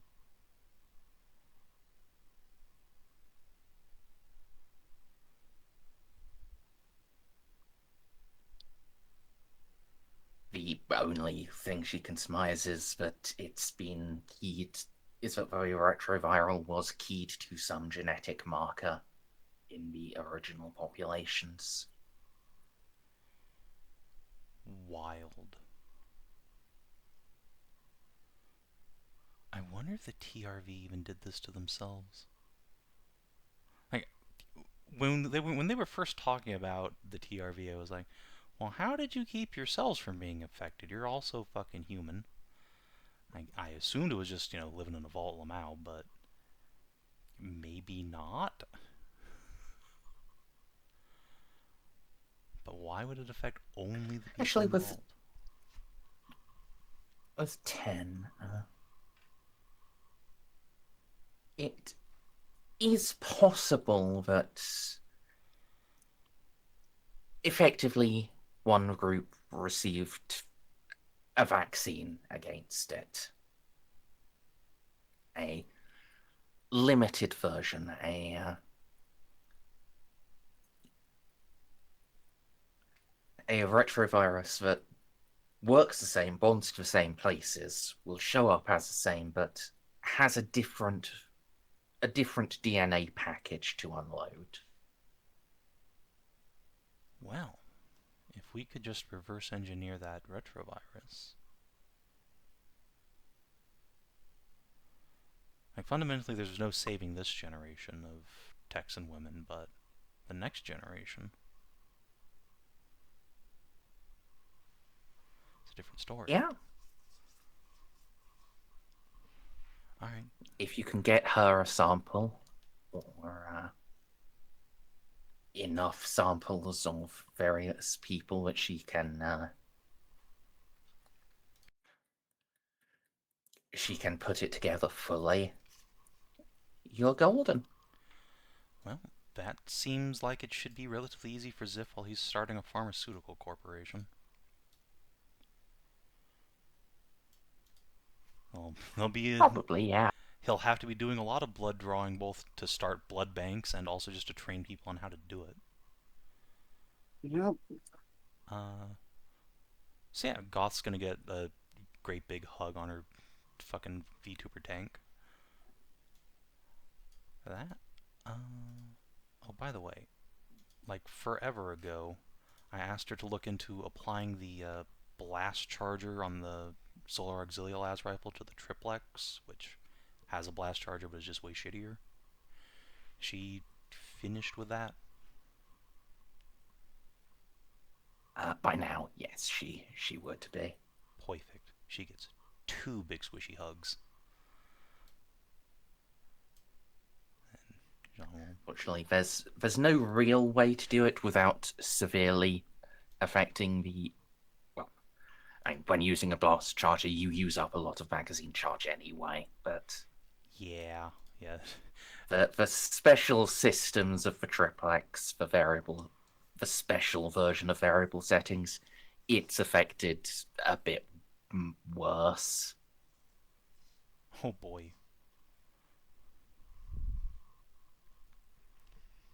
Like, how worse is worse? It's already only going to be able to fire that blast charger twice per magazine. Oh, is it? Yeah, Then, so yeah, the it's the same. The Sorry. Calibrax. I thought I thought it was like 5 charges per blast charger. So that's how it is on the Calibrax, because the Calibrax has a 60-round magazine. The Triplex has a 30-round magazine, and the blast charger takes up 12 rounds per shot.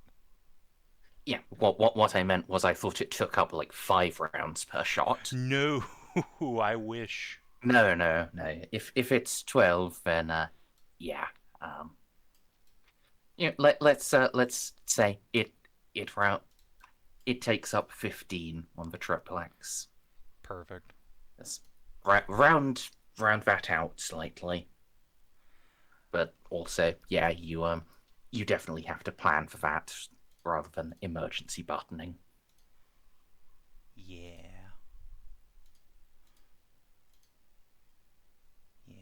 Well, the good news is that the Calibrax is just better for untrained troops anyway, so that's fine. Yeah. but I think I am definitely starting to hit the super tired again. So It's I think we'll bedtime. be. Oh, I Yeah, never I had think this we'll. whole thing set up. Oh, go on. What is it? It's just the starter of how Xiph has been handling this. So All he, right, I think you can. You can go ahead and start that. so Xiph has set up a entire section of, I guess, the main town we're in. He's wearing a duster and a hat, and he has both his suits out. The Cold Star suit is holding up a giant sign, like he has it locked and stationary, holding up the sign, like saying, um, great, great, good medicine. And lines of people that are there for the medicine he's making, for lessons he's doing, for blood draws. He's dressed in new Texan outfit, though he looks a bit exhausted because of how much talking he has to do. Stopping the kids from climbing the suit constantly. Saying, no, don't get the cowboy hat on top. It's supposed to stay up there. The one pharmacy person that he met, um, I guess has been, you know, his chief assistant. Like, you gotta do this. No, no, not double. He's doing everything he possibly can to make this work. Trying to blend in as much as a blue person can.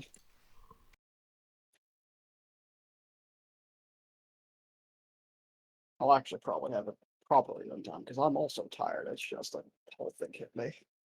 But basically, no, Xiph like set up an entire entire mall type of thing.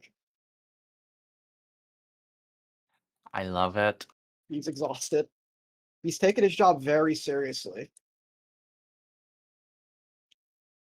All right, fucking has chaps, the duster. He has his pulse pistol and like a random holster. Just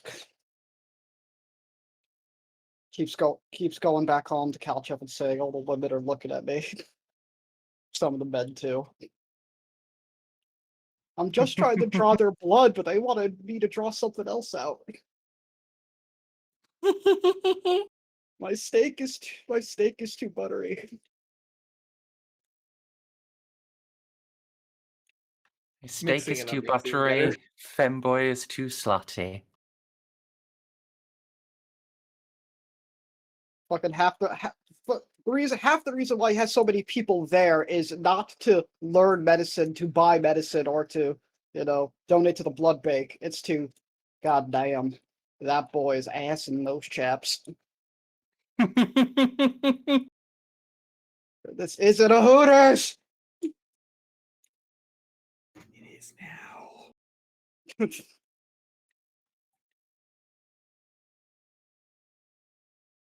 I mean, hey, whatever works to actually get them to show up. To show up and pay attention. Some people send in applications and they expect to dress like Xiph.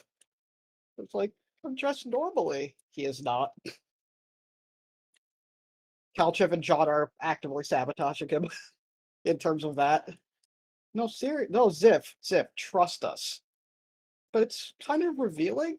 No, don't worry. It's because it's hot outside. Okay.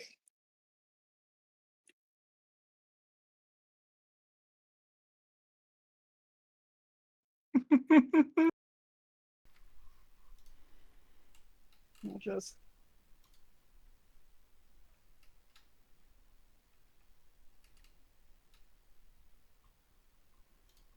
But yeah, I don't know if there's any roles I have to do, but that is how Xif's going to be spending most of his 6 months. My Getting man. everybody up to a good doctor, up to his standards. Which, despite his state address, are very high.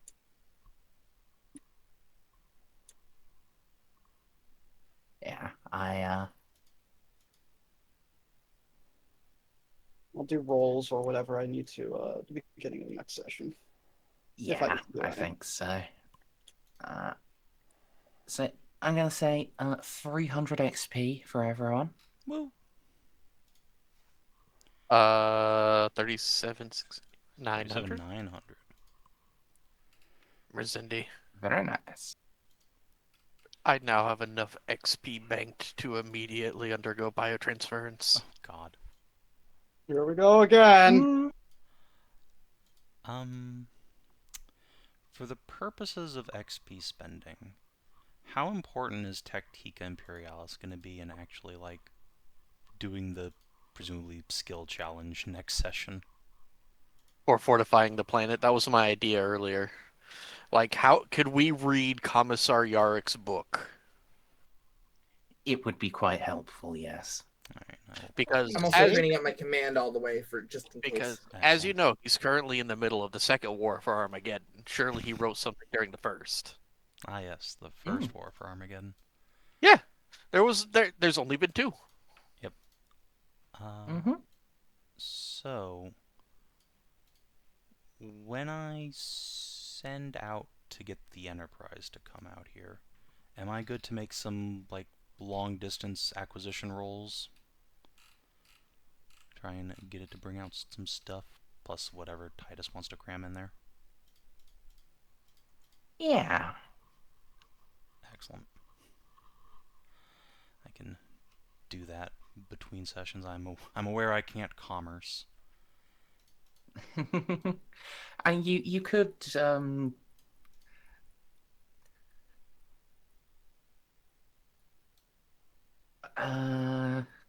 brain.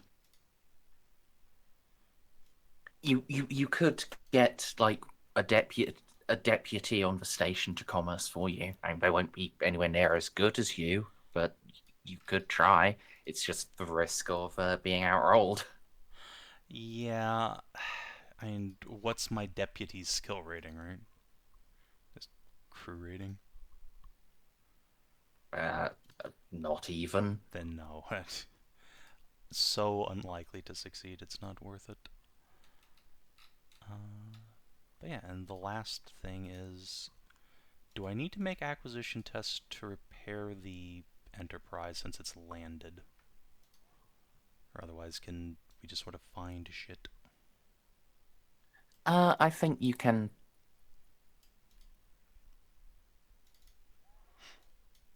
Yeah, we can You'll literally get. plunder the fucking Groot. The Groot. The thing with the acquisition roles is that it's not just for the materials; it's also like The labor. the facilities and the the specialized crew for repairs. So you don't need to make acquisition rolls. You're going to use the the shit for emergency in the field repairs. Ah, Christ. That's so much worse. That requires a test for every fucking thing. Oh. Hang on, I might have a talent for that. I have a question. It's a tech use test every week, and a success is D5 points back. Yeah, that's pretty grim. How many points are you trying to get back? Like 12? On the what? 12 hull points is how much we're down. Okay. Do you want me to work on that? Because I can spend fate. I'd much prefer you to do things for the Texans, quite frankly. The Enterprise is leaving eventually. It shouldn't be involved in any more fights. Fair enough. The actually urgent problem it has is being crew population too short to go anywhere quickly. But I can just transfer some people from the Pride to fill that out for now. Worry about that next session. Alright. And I mean, it's only a D5 days. It's... Yeah, but also it's like... and time limits sometimes don't matter, and sometimes they matter a lot. Wait. You said you were gonna do acquisition and bring shit to here, right? Yes. Why don't you bring crews? I am, but that won't get here for at least like 2 months. It could be less if our navigation roll is good. It could be a lot worse. We'll see. Yeah, but that's what I mean. So if you bring the crew over, then you won't have to take people from the Pride. I mean, I will to have the Enterprise doing anything productive while it's here.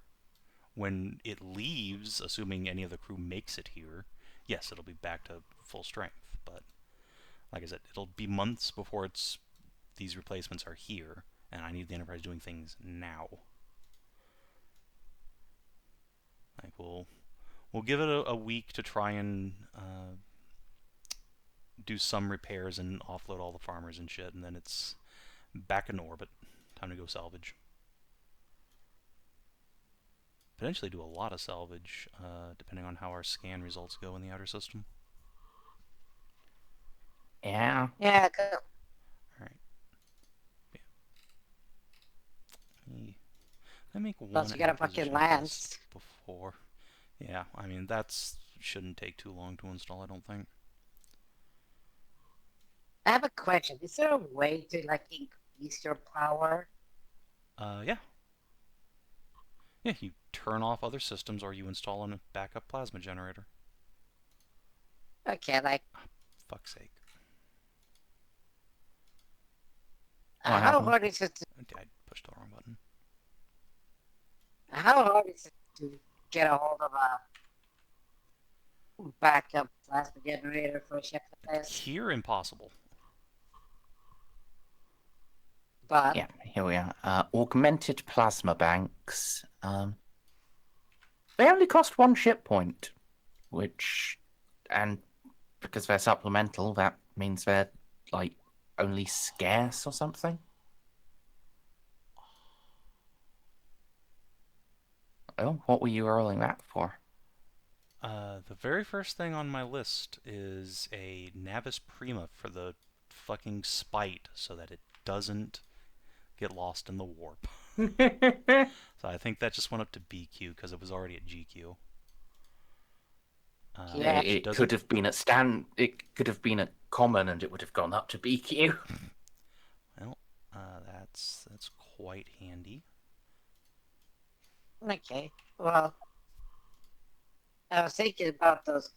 If you can get that shit, well, what can't you like get one of those? We don't have any room to And bring put it here? on the ship. Yeah.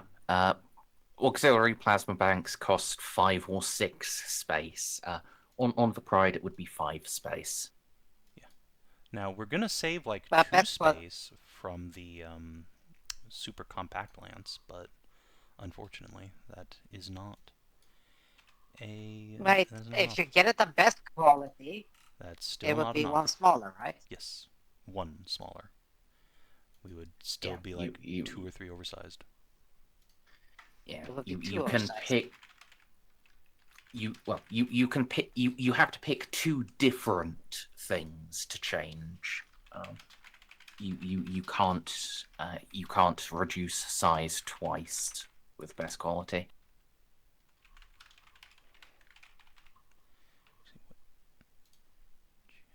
Well, okay, well, this. Yeah, but it would be size 5. You said it would be a size 5, but that's what the shrink by 1. Yes, to 4, which is still Yes. too much. Because we're only saving 3 Yes. space on this macro cannon. So I'd have to get rid of So something what else. you need is to upgrade something else in quality. What else? Oh shit. Navis Primas do not work like I thought they did. Oh fuck. Oh no. What do we have on the ship that is upgradable? Absolutely nothing. Because that's incredibly expensive and time consuming, and I'm not sitting around for it. We Yeah. don't need the plasma banks though, is the thing. Like the Pride has enough spare power if we turn off the warp engine to run all of its stuff, and if we need to run all of its stuff, we don't need the warp engine online because we're not in the warp. It's basically So it does how mean goes. you can't make emergency jumps. It means we can't do that unless we spend a half hour turning the engines back on. And if we're gonna die in literally 1 turn, Shit happens, man. I'm not really worried about that. We're probably going to die before we get our next turn anyway. I'm gonna have to try to send every standing goddamn ship for half an hour Tokyo drifting through the goddamn next battlefield. Yeah. You just have to have the fucking welcome to Tokyo Drift on loop for 30 minutes and just lock in. For the record, this is the rest of the shit on my list.